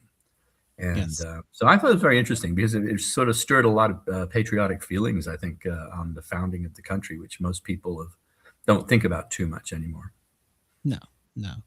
I think I told you the message. I grew up Alexandria, Virginia, and our history in that era was probably greater than anywhere else in the well, I won't say world, but anywhere else at the time. And so that's where I had such a love. And plus, I could not look out my door. My actual house I grew up in was part of his pig farm. But it was a massive estate. Oh gosh, it was a huge estate. What's left, I think, is 1/5 of what was less than 1/5 of what the size was. I think it's I want to say it's down to 13 acres that the Ladies Association manages, I think. And they still make his whiskey there too. Yes, and they didn't when I moved away. They didn't when I lived there. The grist mill used to just be where you could tour it, but they didn't make it. Now they make it, and that is expensive. But God, I want to try it. Right, and well, he was one of the more prolific whiskey manufacturers of his time. Insider, but he did it. He didn't put it in casks to get the coloring. So pretty much, it was a clear whiskey. And Yeah, more like a, not really like a shine in today's terms, but yeah, yeah, probably somewhat closer to like a brandy, I guess would be like the yeah, closest you could probably say. yeah. I mean, it was considered sophisticated, so Oh yeah, and he was a huge apple cider person, Apple Jack. the Applejack, and he also liked what's the wine that begins with M? Merlot? Madeira. Yeah, loved his Madeira too. So, yeah, we had done a lot of research on and really tried hard to make sure everything was accurate. We couldn't use a lot of his quotes because he was pretty verbose, and back then the style of writing was so, I mean, it was arduous to read it. It was so complicated. So we figured we needed to simplify him in that regard so people wouldn't get turned off or bored. And then everybody kept saying, well, when are you doing the next one? Is Jefferson coming back? No. Don't like doing sequels. Done sequels, but I don't like it. It's like, how do you top it? How did you explain in the past 250 years, we went from horse and buggy to now we've conquered the skies and space. How did you put that on? Well, that was fun. That was a lot of the early chapters are his explorations and understanding. Like he went on an airplane, unheard of for his period of time. He even talks about the journey from Mount Vernon to when they had the meetings at Pennsylvania, and it was like a 4-day horse and carriage ride to get there. And so, things we take for granted now, you do things in such a short period of time. So that's part of the delight, is seeing George Washington experiencing all these things. And of course, we've got to throw in real stuff too. He gets mugged. But he does well. He has a sword. Don't forget he has a sword. So the man can defend himself. But it's not sure the police would like that so much, but yeah, I like that. Well, at first, no. It's self-defense. Yes. Well, but once he's a well-known figure, of course, everybody, like any movie star, they want to be around him. And so, yeah, it was interesting, and I think it's a really fun book, and everybody who's read it really pretty much told us that. So we were really, really pleased with the result of it.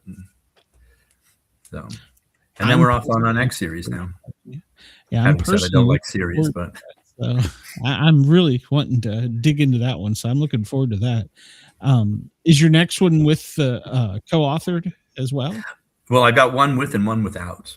So the one without is it's called A Boy Called Swift, who has a rare genetic condition. He ages physically and mentally 10 times faster than everybody. And so essentially his life is only 9.5 years of our time. But in that time, he becomes an old man. And it's a love story, and it's a story about what is the value of life, and don't waste a single minute of it. And it's so far it's in editing, and it's also with advanced readers on it, and it's a bit of a tearjerker. People are telling me get the Kleenex out, which is good because I'll tell you right now, guys won't like the book. All the ladies are gonna love the book. It's just not a guy kind of a book, But and then the next one with J.C. Ryan is called The Quantum Keys, I should say, and it is a series of books, and it's about an unusual family. He is American of Eurasian descent. She's Russian, and the two teenagers are twins, and they're Chinese, and they have been contracted by their governments to retrieve certain things. And along the way, events have happened, and they banded together in order to do their own thing, and accidentally come across this device called a quantum key. And it's part of a larger device that can hack and disable any systems worldwide while remaining totally invisible. So basically, anything that's got a computer attached to it, it can take down your security systems. It can launch your missiles. It can do whatever you want, and you can't even see it. And so everybody wants it. And when they inadvertently find it and trigger it, now it's submitting a signal, and now everybody who's been looking for it knows. And so they are trying to get it. That's kind of And like bullseye now. they are a bullseye, and in fact, the whole thing is about who isn't trying to kill them. And there's 10 keys to make up the entire device. And so now that they are being hunted, they figure they need to get all 10 keys and then probably destroy it or do something with it. But Does that mean there's 10 books in that series? depends. We're pacing it to see. You might have 2 keys in one book, and the goal of the book isn't both of us. So I don't like, when you read a book sometimes and you've got a B story, and the B story is boring compared to the A story. And you're like, flip the pages so I can get back to the A story, right? So Yes. essentially your 300-page book eventually only becomes a 120-page book because that's the only part you want. We don't want to do that. So unless it's highly relevant and some action to it, we want the reader to be just sitting there going, oh, no, I got to keep turning this page. So no distractions. So that's why I'm saying, depending on the pacing, it may wind up a couple of keys per book. Okay. We also That makes have a Belgian Malinois dog in it. J.C. Ryan has a series called The Rex Dalton Thrillers. And it started out with Rex Dalton, whose family is killed by terrorists, makes a vow to hunt down terrorists worldwide and kill them. And he winds up after, I think it's book 2 or book 3, adopting his best friend's dog, a Belgian Malinois also. And this dog is like, if you've seen these dogs, they're incredible. They climb walls. Yes. And Yes. so his readers have told him, yeah, we love don't kill the dog because we like the dog. And so we're talking about this book. I said, so why don't we put a dog in this book too? So we have a dog in this book called Caesar, who was trained by Tatiana, the Russian wife. And you'll see a lot of action. So it should be nonstop action, and there shouldn't be very many dull points. So a lot going on. Yeah. Yeah. Busy man. So you guys might like this one. This one's called Verissium. And I did this last year, and it's conversations with AI on the meaning of life and death. And it covers, I've got 75 different citations in here from all different people who, like Michio Kaku, people talking about consciousness, reality, reincarnation, ancient origins and stuff like that. And I try to put it all in there, asking AI a series of questions. And so there's a narrative from me, and then there's question and answers from one of 3 different AIs that I was using. And it's really interesting because with AI, of course, you've got the wealth of information that you get in 3 seconds. And so rather than me spending 15 weeks digging up citations, I can get it really quickly. It's an interesting book, and it's a fun book too, only because if you're thinking along those lines anyway, it'll make you go, yeah, And if you don't like that kind of stuff, you'll hate the book. So I've got it on my list. yeah, it's a good one. I'll send you a copy if you want. And then let's see what other ones. I mean, behind me, I've got the ones. I started with Texas Dead. Texas Dead, I wrote when I was in Texas on an RV for a year, and yeah, so it's got a female lead detective. She's sort of a celebrity detective, and she's a tough nut. And her Jamaican partner, Kobe Jameson, who's also very sharp. And the dynamic between the two of them is what really most of the readers liked. It's their banter back and forth as they tried to solve a big murder that makes no sense. And it continued on the book too. Sounds like there's a whole hero's journey, good versus evil type theme through most of your books.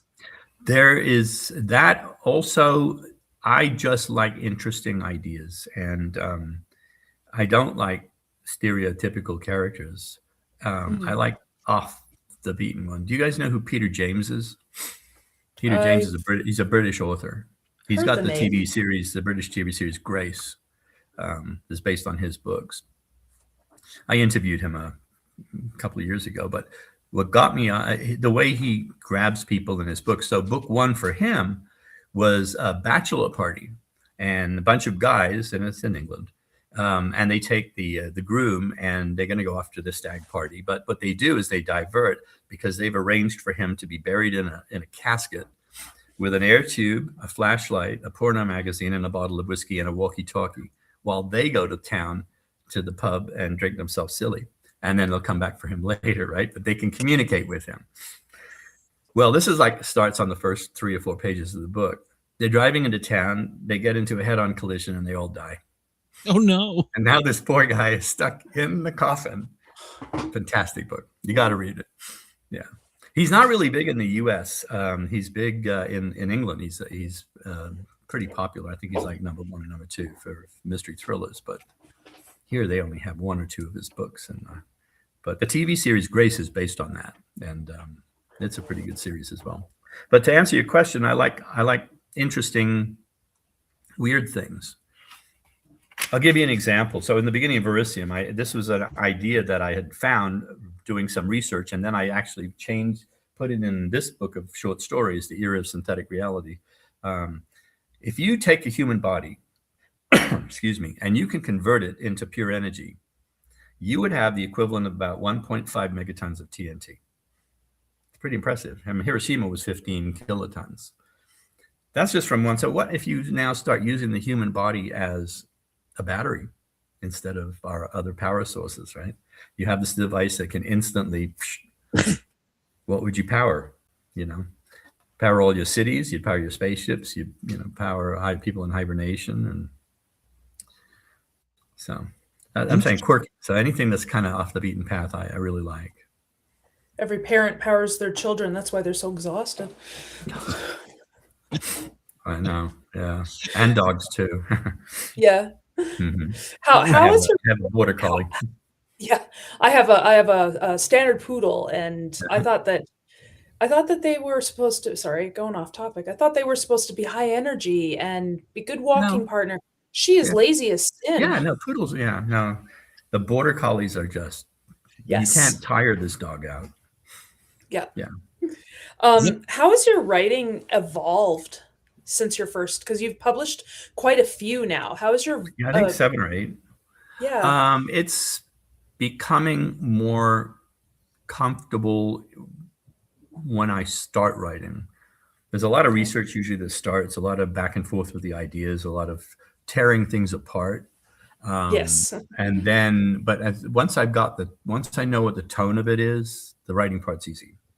Okay. And a little bit harder when we're working with JC Ryan, because obviously we've got to find that balance between us. But solo projects I can get them out I do about 2,000-3,000 words a day. And so I can write them fast and then spend a heck of a long time editing them. Yeah. Well, that's refinement. Yeah. The rough drafts tend to be a lot faster. But I've also found what helps is not typing. I'll dictate it. Writing about. Oh, okay. Well, that makes a difference. Yeah, it's about 90% accurate. So, and that way I can free flow, and then go in. And when I'm editing, I'm a lot harsher when I edit to get rid of the mumbo jumbo stuff that winds up in there.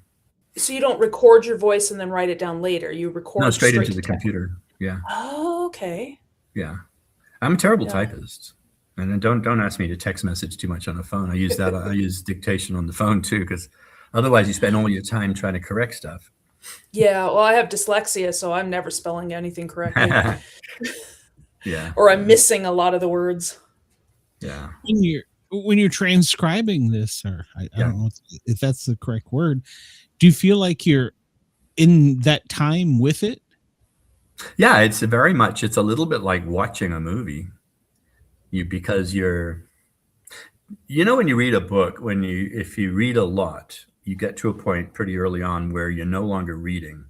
Your eyes are doing the reading, but then your brain is doing the picture. And it's a little bit like that when you're dictating too, because you're seeing the picture. It's just a reverse, and you're speaking out what's going on the page. So it's a lot like remote viewing. Yeah. It's like, I guess it would be. I've told other people too, when I'm writing, I see it as a movie in my head, and I'm just along for the ride. I'm just writing down what I see. Yeah. And I think actually that's the differences in writing style. Like if you read Daniel Silva, narrative. I mean, he tells you everything, but it's not really a movie in your head. It's very much a literary exposition. Yeah. But yeah, I think I agree with you. And I tend to try to write like I'm watching it as a movie, because I think we are in a visual age where so few people have the ability to sit down and read, War and Peace And they need visual stimuli to keep them in there. So I read War and Peace. It was not I did too. very, yeah. And A Day in the Life of Ivan Denisovich from Solzhenitsyn. Oh, That was a tough I, one. I did find the Test of the Dubervilles was pretty good. Yeah, the test was good. I like that book better than the movie. Mm-hmm. Mm-hmm. Mayor Casterbridge. And that's another one that's funny is movies versus books. Yeah. Yes. Yes. Oh. Well, it's never quite the same. Like No. they can't. Cause I was explaining it to somebody. It's like in the books, you can get inside the person's head and you can see you understand their thoughts and you see everything through their eyes. Yeah. But when you're translating that to screen, you can't get Right. into their heads. Somehow they have to show their expression or they have to show it through dialogue or actions. And it's just not quite that same depth. You're also bound by time because your average movie is 1.5 hours. But even if you did an audiobook, that's about 10 hours of narration in an audiobook. Yeah. So to try to cram all of that detail into a movie, you can't do it, which is why certain books are better off done as serials or series. Yes. One of my favorite books was Dune when it first came out. Yeah. And I was enamored with the first 3 books. And so, over the years, they've tried many different iterations of making it into a film. And then 1984 film, and sci-fi had a series. And then, of course, now the new one. The new one, of course, is probably the closest, but it's still not the same as reading the book. It's not, because when you're watching it from your seat, right? You're watching it through a screen. When you're in the character's head or you're in the story, you feel like you're part of it. Oh, and you're creating it. You're creating it in your head. Yeah. So how everything looks, how everything feels, you've already got that set. Yeah, exactly. So, yeah. Very, very few movies do as well as the book. The only one I can actually think of recently was Mr. Holmes with Ian McKellen playing 90 plus year old Sherlock Holmes in his last days. He's sort of got dementia. That was based on a book called A Slight Turn of the Mind. And the book and the film were almost identical, except that the ending in the book and the ending in the film were different. And in that particular case, the ending in the film was better than the ending in the book. So, yeah. Yeah, that doesn't happen very often. Not very often at all. Yeah. So I did have the question that I was going to ask is so you went from you had a history in journalism, and I'm sure you said teaching, journalism, and hypnotherapy. Well, when I was younger, I was a daydreamer, and I really didn't know what I wanted to do. And I went to college, and out of all the degrees, I did that one mostly because, I went to Pepperdine in Malibu, where all the actors, colonies. So I had enamored in my head. I thought, I'm going to be an actor. And then I thought, no, I'm going to be a writer and write. And then I thought, well, I'll just be everything. And of course, those pie in the sky ideas never really pan out. But so after that, of course, it was a matter of getting a job. And I've got a journalism degree. And so I started working for small local newspapers. And it was boring, though. Having to report stuff was boring. Making stuff up was fun. And so eventually, while I was doing that, so I decided that's enough of that. And I went into teaching. And I went into teaching because my kids at the time were at the same age as the levels I was going into. So I thought, okay, that's cool. I can share that with my kids. Because, they're never happy when you're the teacher. Yeah, of course. Embarrassed, And that was interesting, except for the realization that our education system really sucks. And it's more of an indoctrination center than it is education. And you put all these people in a room, like 27 to 32 kids in a room with one teacher. You're not allowed to discipline them, or what they say, you can discipline them, but it's not real discipline. They call the parents, and the parents come in and yell at you. And then the test scores keep going down despite all the money they spend on it. So after 7 years of that, I thought that was enough. And then I left that. And so I started doing graphic design work just to pay bills. And then I started writing short stories. And the stories in Distant Rumors, this is actually covers the third iteration of it, but I did that, and I was all hooked onto it. I thought, this is fantastic. And the nice thing with this was the stories were across genres, so I didn't have to be stuck on just one particular genre. And I thought, well, great, I can have my cake and eat it too. Yeah. And so it went on like that for a while. I started a community newspaper, and that was fun for a while, but then it became a chore, and really I just wanted to write. And so eventually that was like, okay, bite the bullet and just do it. So how is journalism different than fictional writing, other than the fact that you're making stuff up? Well, in journalism, you're bound. Well, and again, then versus now is completely different, because journalism now is interesting. You're bound by a set of rules that you have to follow in telling the story. You also have a very short amount of space in which to do it, usually 400 words, you know. So you got to get to the point really quickly. And, you know, what are you covering? You know, this parade, this, you know, this car dealership, this, that. And, you know, after a while, it was like, okay, this pays the bills, but it's not really got an element of satisfaction. And it's not like I'm going to be a Pulitzer Prize winning reporter going off to Bosnia or something.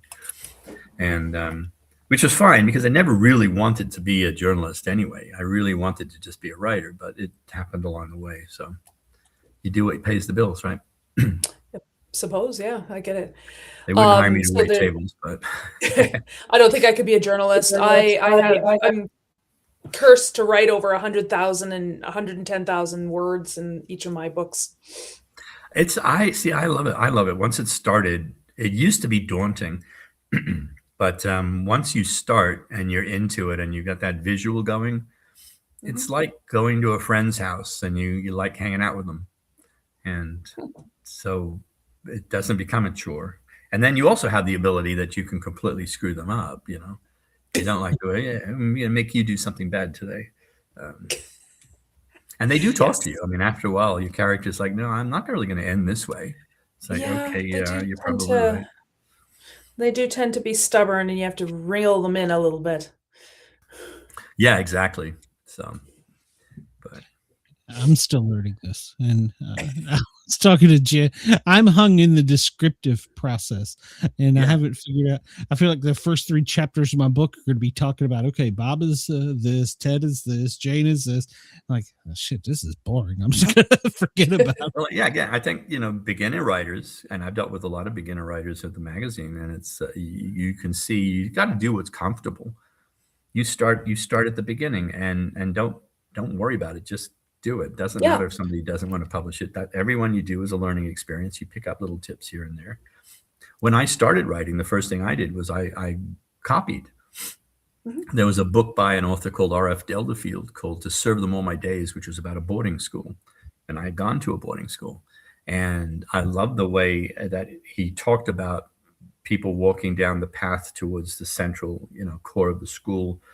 And so I picked a couple of pages and I said, okay, the way I'm going to start this is I'm just going to copy it word for word, just a page.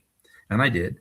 And then I said, okay, second draft. I said, I'm now going to alter it a little bit more to sort of put more of what I've experienced in there. So I did just, you know, change a couple of words here and there.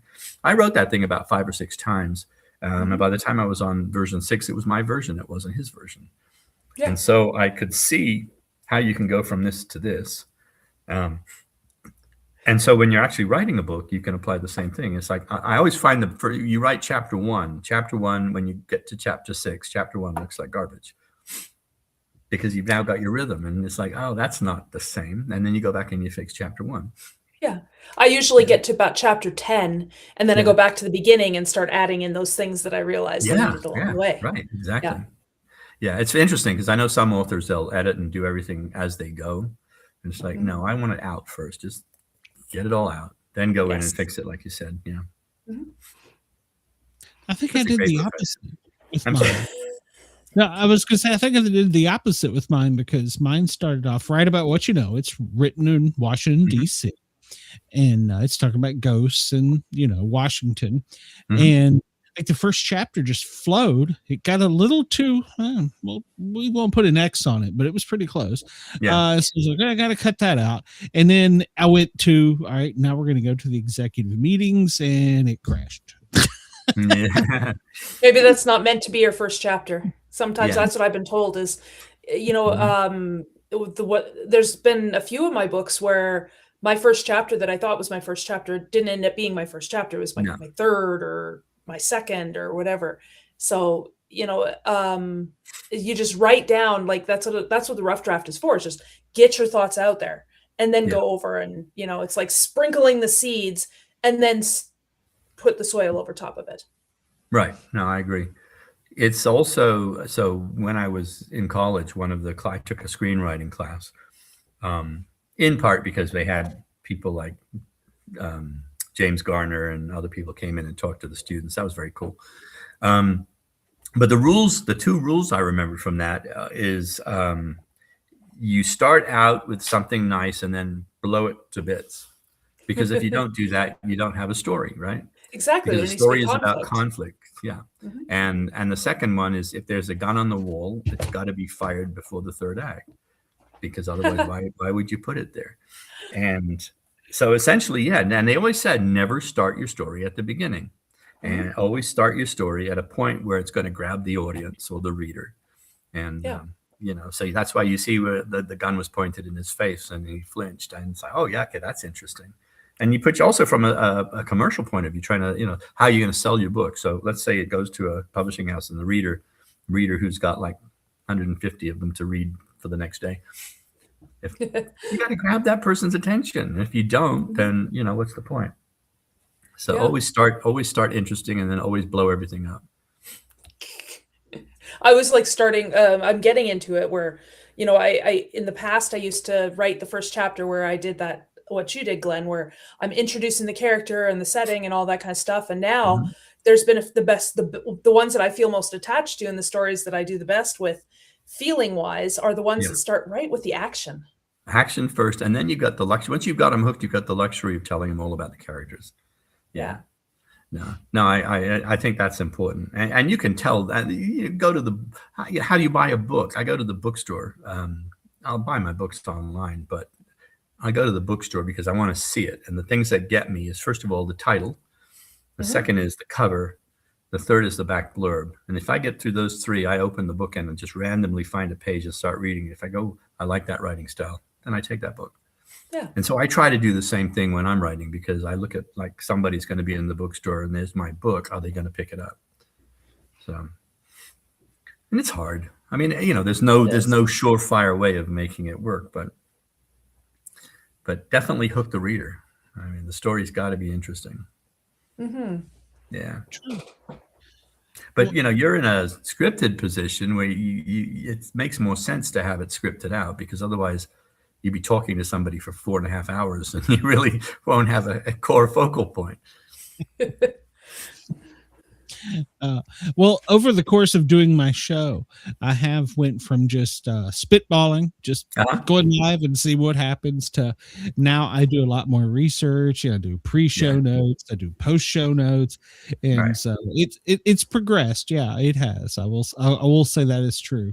I don't know that I've gotten any better at it, but I've had a lot of fun with it. So I started watching Bill Maher doing not his regular show, but he's got I don't remember what it's called, where he's on a couch and he's been drinking alcohol and smoking a bit of what he's not supposed to. And same with his guests. And they have these intense conversations. I'm like, that's actually a very interesting format, because they talk about anything. It's not, they can talk about politics in a non-divisional way, and everybody's enjoying themselves. And I'm like, that's pretty cool. So, yeah, there's a couple shows like that.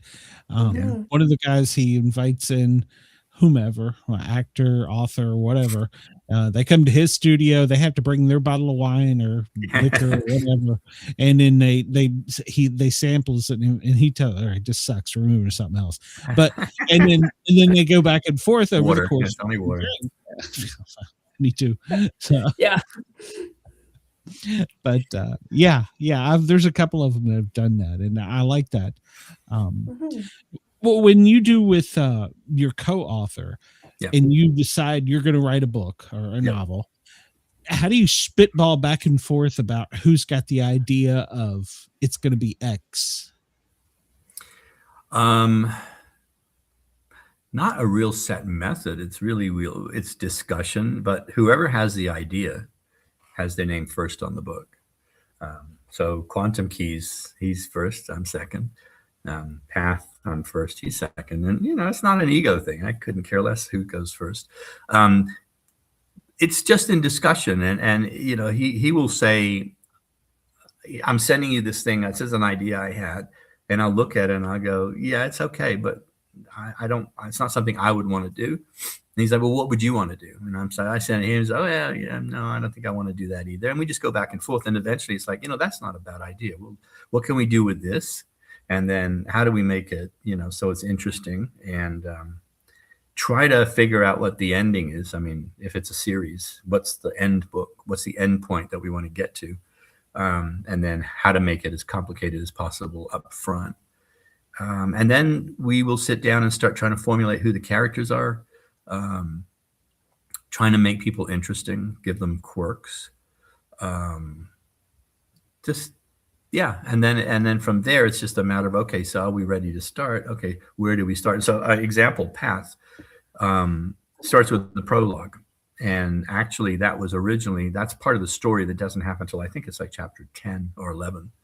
And the beginning that we had, which was introducing Nathan Scott, and he's at Mount Vernon. And I thought, yeah, it's all very nice, but it's not really a grabber. You know, if somebody's not interested in it, they're not going to get interested in it. So we moved the prologue, we moved that chapter. Well, we rewrote that chapter that comes later as the prologue. So it's an action event. And it works. It grabs people. And we've had people, oh yeah, that was really good. And I was curious to see what happened.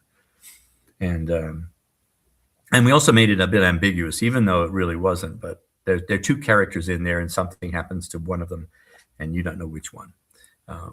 So you then have to read the remaining 9 chapters to find out. Yeah.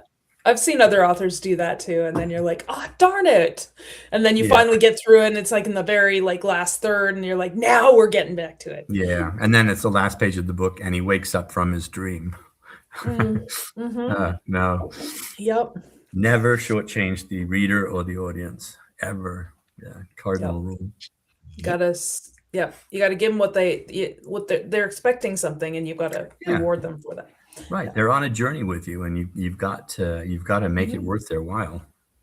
And these days, worth their dime too, because even if you buy an ebook, you're talking $6, $7, $8 on. You know, paperbacks are up in what 20 up to $25, I think. Yeah. Oh, hardcovers, and I've seen hardcovers for like $50 or $60. Oh yeah, I couldn't do that. We did a hardcover on Path, but it's a 31. But even that, I felt bad about. But I just feel like prices have just gone out of control, and a lot of it's the printing costs. And I'll read on Kindle, but I'm a paper. Give me a paperback. But I'll do if I'm away somewhere, I don't bring the book with me, so I'll read if I'm somewhere and I got kill time, I'll use my Kindle and read the ebook parts until I get back. But I don't like the whole subscription model of everything that's out there. Yes. And so I do sell my books directly off my website, which now is yours to keep when you buy it. So you want to buy it from Amazon? Buy it from Amazon. You can buy it from me a little bit cheaper. And I'm that way with, like, I don't like TV streaming either. I've started buying DVDs again because it's like I'm renting from you. Mm-hmm. You know, I bought the movie, but it doesn't really belong to me. And then, so. Yeah, or if you have a platform and then you get it on that platform and then you decide you don't want to use that platform for whatever reason, right? You've lost all those things that are there. Yep. Yeah. And then you join these streaming services and let's say they charge you $10 a month, and then all of a sudden now you pick a movie and goes, oh, that's now a surcharge of another $5 a month. Saying no, it's correct. So I encourage everybody, go to thrift stores and use bookstores, because you would not believe the number of beautiful, barely touched hardbacks that I've read that I gotten for $2 that would have been retail at anywhere from 30. If you're lucky, some of them are signed. That I don't know why they're donating them. Well, you know, again, we're not a reading generation, so somebody passes on, and the kids are like, "Yeah, I'm never going to read that." So give it to Goodwill. It's okay. Your loss. I always tell, for every book I sign, I always say, "Now you're going to keep this for when I become famous." Yeah. That's why you got to write their name in it. Yes. Yeah. Yeah, a friend of mine worked a summer at I think it was Goodwill in Virginia, and he was like, "I can't believe some of the books I got." Yeah. They get first pick, so to speak, you know, because they see it coming in. He's like, "I can't believe this. This is like a $50 book." Yeah, and if you can't find it there, then Half Price Books is also very good, literally Yeah. half price. So, but I think a good 60% of my bookshelf has come from yard sales, swap meets, and things like that, and they're in pristine condition. Mm-hmm. When I first moved to Atlanta, here in Stone Mountain Village, there was a bookstore that was about the size of maybe a Walgreens, and it was one guy. He had owned it his entire life. Wow. And you could go in there and I'd be like, "Hey, I'm looking for this book." And he'd say, "Hold on." And it's just like files and stuff. And I went in there one day, of course, I'm a firefighter, paramedic. And I said, "I'm looking for a book by Dennis Smith." It was the first book I read about firefighting. It got me into firefighting. Report from Engine Company 82. And he goes, "I got 10 copies of that. Do you want a hardback paperback?" And I'm like, Amazing. "Yes." Yeah, amazing. Yeah. Yeah. I always thought would be a fun business would be to have a bookshop, coffee shop, writers lounge.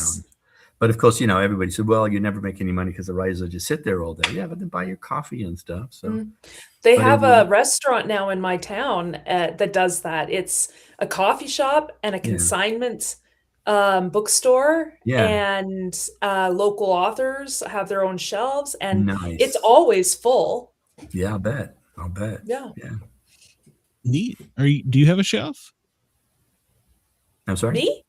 Yeah, Jen, do you get a shelf?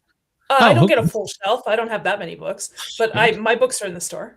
You spread them out. It's just tell them more copies. Yes. You just spread it out. I've had to restock though, because they all sold.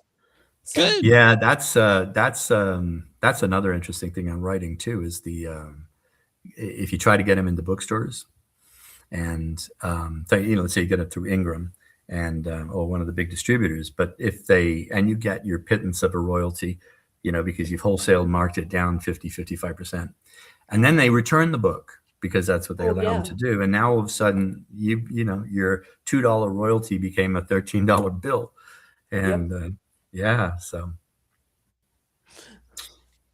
crazy. Chris says, "Come on, Jen." Thanks, Chris. Yeah, I'm working on book 5 of my series, so there'll be more books. I just haven't gotten that full shelf yet. Yeah, I like Chris's comment. Journalism is now fiction. Yeah. Yes. Yeah. Unfortunately. Yeah, I didn't highlight that, but yeah. We interviewed one of my first shows. He was the Voice of America. He was the pool guy that got the audio of the president. So he was always right by the president. And he wrote a book. And in it, he talks about, he goes, "I'm not an author because I'm not a journalist because if I was, the stories I could tell you that people don't know about." Yeah. And he wrote a little bit about in the beginning of his book about how difficult his job was. He says, "Do you realize how difficult it is against Marine Force or Marine One or Air Force One to try and get the president saying we're bombing Iran, clear audio to get out to the whole world?" Yeah. Well, I don't think that's difficult with this president. He likes to announce that. Oh yeah, he tells it hundreds of times. Well, now to be fair, we are going to be bombed by the Islamic Republic of Japan later tonight. So what? Yeah. To be fair. So, I gotta wonder sometimes that some of those guys, they just don't have a sense of humor. You're talking about James Garner. He played a movie where he was president, and there was other presidents, and he's like, "What was your song to when they play song with the president?" Because so I do sometimes wonder, they gotta have some kind of sense of humor. I mean, it can't all be work. It can't all be work. Well, Reagan had a sense of humor.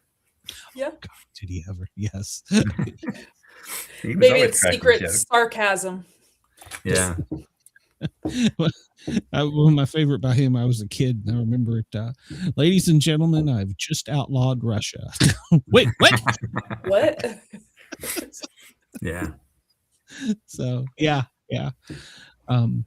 But it's a serious. I think it's for people following it. It's a serious business. I don't know that they're overworked and probably not a lot in the sleep department.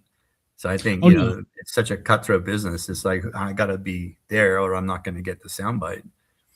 And especially, believe it or not, with this president. I mean, honestly, he's apparently on the go all the time. Oh, yeah, yeah. they can't sleep or they miss something. Yeah, Yeah. I mean, the guy, for his age, the man doesn't sleep. Yeah. I've got a friend that's a stringer for Getty, and he's like, I have to every few weeks go take a break. I can't keep up. He's like he gets like 5 hours sleep. Yeah. Like, how does he do it? Yeah, well, that's why it's generally a young man's or a young woman's game, because I wouldn't want to do it. No, Not to mention you finally go home and get to bed and somebody calls you, oh yeah, you 10 minutes to get down there because this is happening. Yeah. Sounds like being on call at the hospital. Yeah, right. Yeah, same kind of thing. Yeah, and I did my 24 hours on as a paramedic firefighter, and then I would go home for 2 days. Yeah, that would have been tough. See, I did my 8-hour days, and then I was on call until the next morning.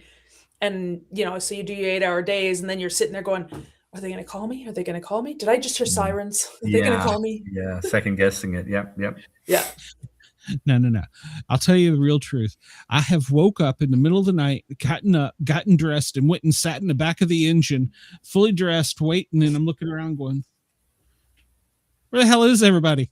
Put it all in my head. It never happened. Yeah. See, that's one of the beauties of writing is I will go to bed, and I'm terrible because I'll wake up at 2 or 3 in the morning and the brain is on full, and I've learned don't bother going back to sleep. Get up, go down to the office, sit down, get out the notepad, get it out of the head. Then you get tired and go back to bed. Yeah, that's what I do. I've got a notepad by my bed, and if I wake up because I'm tossing and turning, my brain don't shut down. Yeah. So I have to write it down, and then I'll go to bed, and I'll wake up at 3 in the morning. Darn, I got another idea. Yeah. I'll tell you a funny story. I wrote the world's most perfect short story in my dream. And it was there. And I had a notebook by the side of the bed. And this thing was just unbelievable. And I'm in the dream, conscious that I'm in this dream. And this is the story. And it's playing out, not so much in words, but words and pictures. And it starts with a man on this cliff, and it's glistening, and he's about to do the swan dive off this huge cliff. And I'm writing this in my brain. I'm writing it. I'm saying, this is fantastic. I got to get this down. And so it's like, okay, I know I've got the notebook by the side of the bed. Okay, but if I go too fast, I'm going to wake up. I want to wake up. So I'm like, okay, so I reach, with my hand, trying to find the notebook and the pencil and get the paper. And I'm like, now I'm repeating it. Now it's starting to fade. And so I'm like, shit, I've got to at least just have the first, give me the first paragraph and I can go from there. Right. And it's like, oh, it's fading. And then finally I was left with that first sentence. It's a beautiful sentence. And I'm like, yes, I've got it. And my hand is writing it in the notebook. And I finally, and I go to sleep. The next morning I woke up. I was so excited. I was going to read this thing. Open the notebook, squiggly lines. So, Look like hieroglyphics. Yeah, it was so depressing. So the notebook went away. No more. Yeah. So if you wake up, write it down while you can still recall it. So I know somebody asked me if I get a lot of inspiration from my dreams. And I told them, I said, yeah, I'll get bits and pieces, but the plots are not solid. Yeah. So yeah, and that's okay. That's also, you only need is a starting point, a seed that you can germinate. Ryan's asking, are you traditionally published, hybrid, or self-published? I don't know who he's asking. I would like to be traditionally published. He also right now, sorry, go ahead. He also asked what got you into science fiction. So, yeah, but who's he talking about? I think he's talking about you. Because I don't write sci-fi. I mean, I don't know if I'm opposed to it. Yeah, I love science fiction. To me, science fiction is tomorrow's science fact. And you can take any science fiction movie, and I guarantee you within a decade these days, even less, it's going to be a reality. I just watched iRobot the other night again, and then turned into a Chinese manufacturing robot. They got robots walking the street helping people now. And it's like, right there. So I don't think there's science fiction. I think it's science speculation of future probability. But it's fun. Science, projecting what might be, can be fun. Yes. We're an amazing species. I mean, we do some beautiful things and some absolutely horrible things. Oh, yes. So, yeah. It's a double-edged sword of intellect and creativity. Yeah. I mean, yeah. And I think that's probably what it means to be human. So, and then your last guest was talking about the aliens passing by, and I said, and I agreed. you got ET coming by in a spaceship, and they're looking and they say, okay, they polluted the air, they polluted the water, they polluted the food, and they polluted themselves, and their entire history has been killing each other. No intelligent life here. Yep. So I do think they're out there. I do think they're probably observing, if they're smart, just because we are certainly a really good psychological case study. Of course, there's always that old one where everybody thinks that we are a prison planet and quarantined from the rest of the universe. But then wouldn't we remember that we came? There'd be some history of it, I just imagine. I don't know. One of my short stories in Distant Rumors is called The Delegate from Mars. And it's one day this big spaceship appears, and a message is sent that I wish to address the United Nations. And the guy basically it's a humanoid, and he walks up to the front, but he's speaking to them all in their own languages. And the essence of it is he basically says, I'm just here to ask you just to leave us the hell alone. He said, look, and you started sending these probes. That was fine because it landed. We just smashed it and it was done. Okay, then they got more sophisticated, and then you started sending up the rover. And so we had to build elaborate backdrops and, move it around, poison gas and stuff like that. And, behind it was our beautiful cities. We just don't want you. You guys are just, and we were basically the same species at one point. You left Mars, you went to Earth, and this is what you've become. And, we have advanced, and, so leave us alone. And if you don't leave us alone, we're going to shift the planetary orbit away. And that'll put you into a closer trajectory to the sun. But again, that's fun, right? It's amusing. So I think, if there is an ET that's going to come down, they should probably have a sense of humor, because you're going to have one to deal with us. Maybe some, sense of humor and some patience. Yeah. Didn't they have an AI robot that assisted the first lady for like a trial period, and it came out and gave a press conference, and everybody was like freaked out, and they're like, okay, we're not doing that again. Like early in this administration, really, it was something they tested, but they put it with her. They didn't put it with him. God knows. I don't remember that. I think I would have remembered that. I know that next year, Elon Musk's Optimus are going to be mass produced, and his goal is there's going to be one in every household. So I'm thinking, that'd be kind of cool. In Ryan's asking about marketing. Yeah. He's Ryan is our budding author. He's trying to start into marketing is the absolute beast of everything, because unless you're traditionally published, where they will do a lot of that for you just from exposure, but you still have to do marketing. But your biggest problem is getting eyeballs, and you can have the best book in the world, and if 3 people read it, you're not getting very far. So what is the marketing that there's not one? I was joking with my wife. I said, I'm thinking of standing on a freeway off ramp, where they have the signs, anything helps, God bless. I was thinking of, struggling author, book discounted. I thought, well, maybe I get on TV with that one, right? Because it's so basically have some kind of an interesting angle. I think you have to be creative. I know my son visited me on one of my book signing events, and he was sitting on my lap because my husband is chasing after our other one. And here's my little guy sitting on my lap, and somebody walks in and he goes, "Buy my mom's book." And I was like, "Shh, subtle." No, I'm with your son. I like that. And I'm thinking maybe I should. The joke about the hypnosis is like, free hypnosis session. Come sit down. You will want to buy this book. This book is really fantastic. And I'll give it to you at a discount if you say please. I don't think there's one method. I mean, the market is so saturated that, and this is why getting your book into a bookstore, I think is, I've changed all my books to non-return and a lower wholesale price. And the reason is, if they want to order it, they want to order it. I don't want them to try it. So, I mean, somebody's come in and asked for it and they've ordered it. Mm-hmm. That's a safe way. Otherwise, you run the risk of, and I did, like Texas did.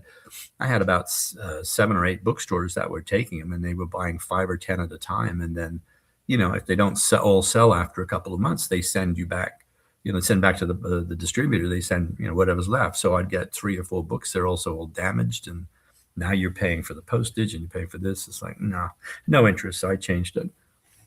And again, it comes back down to, if you can get enough marketing, then if you can get enough exposure, then then you're going to be fine. You left us. Sorry, it wasn't my. I kicked Musical a cord boxes loose here. or something. Yeah. Well, Ryan wants to know William, if your son who shouted at the person, did they buy the book? Yeah, they did actually. It's at work. You should have That's right. Because he's cute. He's very cute. Yeah. good job. Yeah, see, that's what you want: dogs or pets. If you're at a book Take your signing, have an poodle. adorable Here you go, puppy. take your poodle. I did take my poodle to one of my book signings because the bookstores that I go to, they let dogs come in. It's dog friendly. And it was just a very long day for her. And she was quite happy to leave. Yeah. So, William, you're gonna have to come back. This hour just flew by. Be my pleasure. I know we got you on late, but I wanted to keep you because Jen and I had so many questions for you. Yeah, no, I appreciate it. It's been a great interview. Oh, well, thank you. Or I should just say it's been a great chat. We've had it. Next time, cocktails. I know. I've got my diet soda. Yeah, that's not William, exciting. she has never had an alcoholic drink in her life. Good for Well, you. that's not true. I've never been drunk before. Oh, Oh, never okay. been drunk. Slightly Okay. different. Okay. So, Yeah. all I was right. going to say good on you, but yeah. Yeah, well, Yeah. I have my ounce of Bailey's at Christmas. That's it. Okay. gosh, the horror. Girl drink. Yeah, the horror. William, especially for my Australian fans, if they want to get your stuff, Yes. where can they find you? Where can they get your stuff? My website has all the links, including my stuff with JC Ryan, videos, and everything else. MrWriter.com, and I put it under my name right there. And so it's very easy to remember. Snagged that one years ago. Yeah, I was so fortunate. Everything's on there. And also not blogs, but I'm starting to do little video bits and things like that on different topics, and gets the juices flowing. And I know you like to talk about ghosts, and I know you want to get me off the air. Quick ghost story. I did have a ghost experience. I was 11 years old, and I was born and grew up in Hong Kong. British mother, French father. My grandmother took me to a movie, and I don't remember what the movie was, at Eastman Movie Theater. And as we were sitting down, going to sit down, and she was sitting, and I looked around and I saw this woman in a black veil that was transparent holding a baby. And I'm staring at her, and I was like, I know this is a ghost because people are not transparent. And she moved around a little bit. And then I went to tell my grandmother, and I looked back and she was gone. I later found out the Eastman Movie Theater was built on an old mortuary. Oh, Interesting. Yeah. So that's my one ghost story. Good. that's a good one. Yeah, good one at that. All right. Well, yeah, please promise us you'll come back and visit. Yeah, with it'll be us. my pleasure. Be my pleasure. And we're Facebook friends now, so I'm probably going to bug you. Yeah. Same. Yeah. You'll see all the stuff. You'll see all the stuff that I'm doing on there too. So. Okay, very good. Have a great night. And once again, thanks for coming on. And I will send you the updated show information and all the right stuff. Probably Terrific. tomorrow or Friday, but I'll get it to you. Yeah, I know what that's like. No rush. All right. Yeah. Well, thanks. And again, a lot. I appreciate it. No, we appreciate you. Thank you. It's been great. Good. I'm Yeah. glad. Thank you. All right. Bye-bye. My birthday tomorrow too. Oh, happy early birthday. Thank you. Happy birthday. Go have a drink. That's why it was also a fun interview. So, yeah. Well, good. Good. Love it. All right. Well, have a great night, William. We'll talk to you soon. Thank you very much. Take care. All right. Bye-bye. Yes, it went by too quickly again. Yes, it always does. He was fascinating. I wanted to ask him questions about hypnotherapy. Didn't even get a chance to. I was like, I really do hope he comes back. We're gonna have to ask him a bunch more questions. We're going to get him back, and I need to get my Australian hypnosis on so he can hypnotize you. So we need to do that too. Oh, yes. Yeah, he is. There's somebody that we saw talk to not too long back about tarot cards. Oh yeah. Did you buy any by any chance or? No, but I did look at them, and I've got it saved with the link and everything for upcoming Christmas and birthday gifts. Okay. All right. Yeah. Yeah. I think Mrs. Sportcat, she's got, she pulls the death card and puts it on my pillow every night or something. I don't know. Jeez. So It's like, not mints, you're dying. that's it. That Sometime is not before a, midnight. it is not a chocolate kiss. Oh, mercy. Well, Oh. Jen, I appreciate you for tuning in with me. Next week, well, we've got some more people. Computer, just forget it. We got a great show coming up on Wednesday. There will not be a Sportcat's Daily Gazette tomorrow. Brenda is she's taking some NyQuil and I don't know, some shots of something, so maybe we'll see her before the weekend. But Jen and I will be back for sure next Wednesday. Remember, you can go over to the Thin Line Rock Station and catch me spinning hits tomorrow from noon till 2 on www.thinlinerockstation.com. Jen, sell your stuff. Pimp yourself. Check out my website at jmshawauthor.com. You can find my books. You can read about them. There's links to them online. At the bottom is my Facebook and Instagram, so you can follow me and see what else I'm writing, and Goodreads, so you can see what everybody else is saying about me. There you go. Go stalk her. And if you're listening, you can come over. Like I said, it won't be in tonight's show notes, but I will get it over in the show notes, and we'll get it all fixed up so that you can find all the authors and all the stuff. Yeah, a great show. Next week, we have a Bob Brill. I know is the first guest for author, journalist, and I'm not sure on the second guest. My computer it just doesn't. You had told me Maria Galucci. I'm sorry saying that wrong. Okay, well, you got more than I did. I wrote it down with pen and paper. It wasn't technology. Yeah, it's always something with technology with me, but yeah, make sure to come back and check us out. Thank you to everybody at Dare Talk Radio. We love you guys. We love all of our fans over there. Please come over to the Sportcat shows. Give us a thumbs up, like. I don't care. Just leave me a comment. Just give me a virtual hug or something. So, Brenda, you're supposed to be in bed with your NyQuil. So.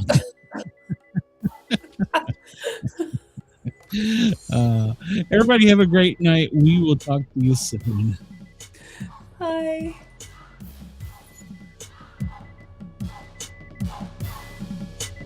We have a 138 at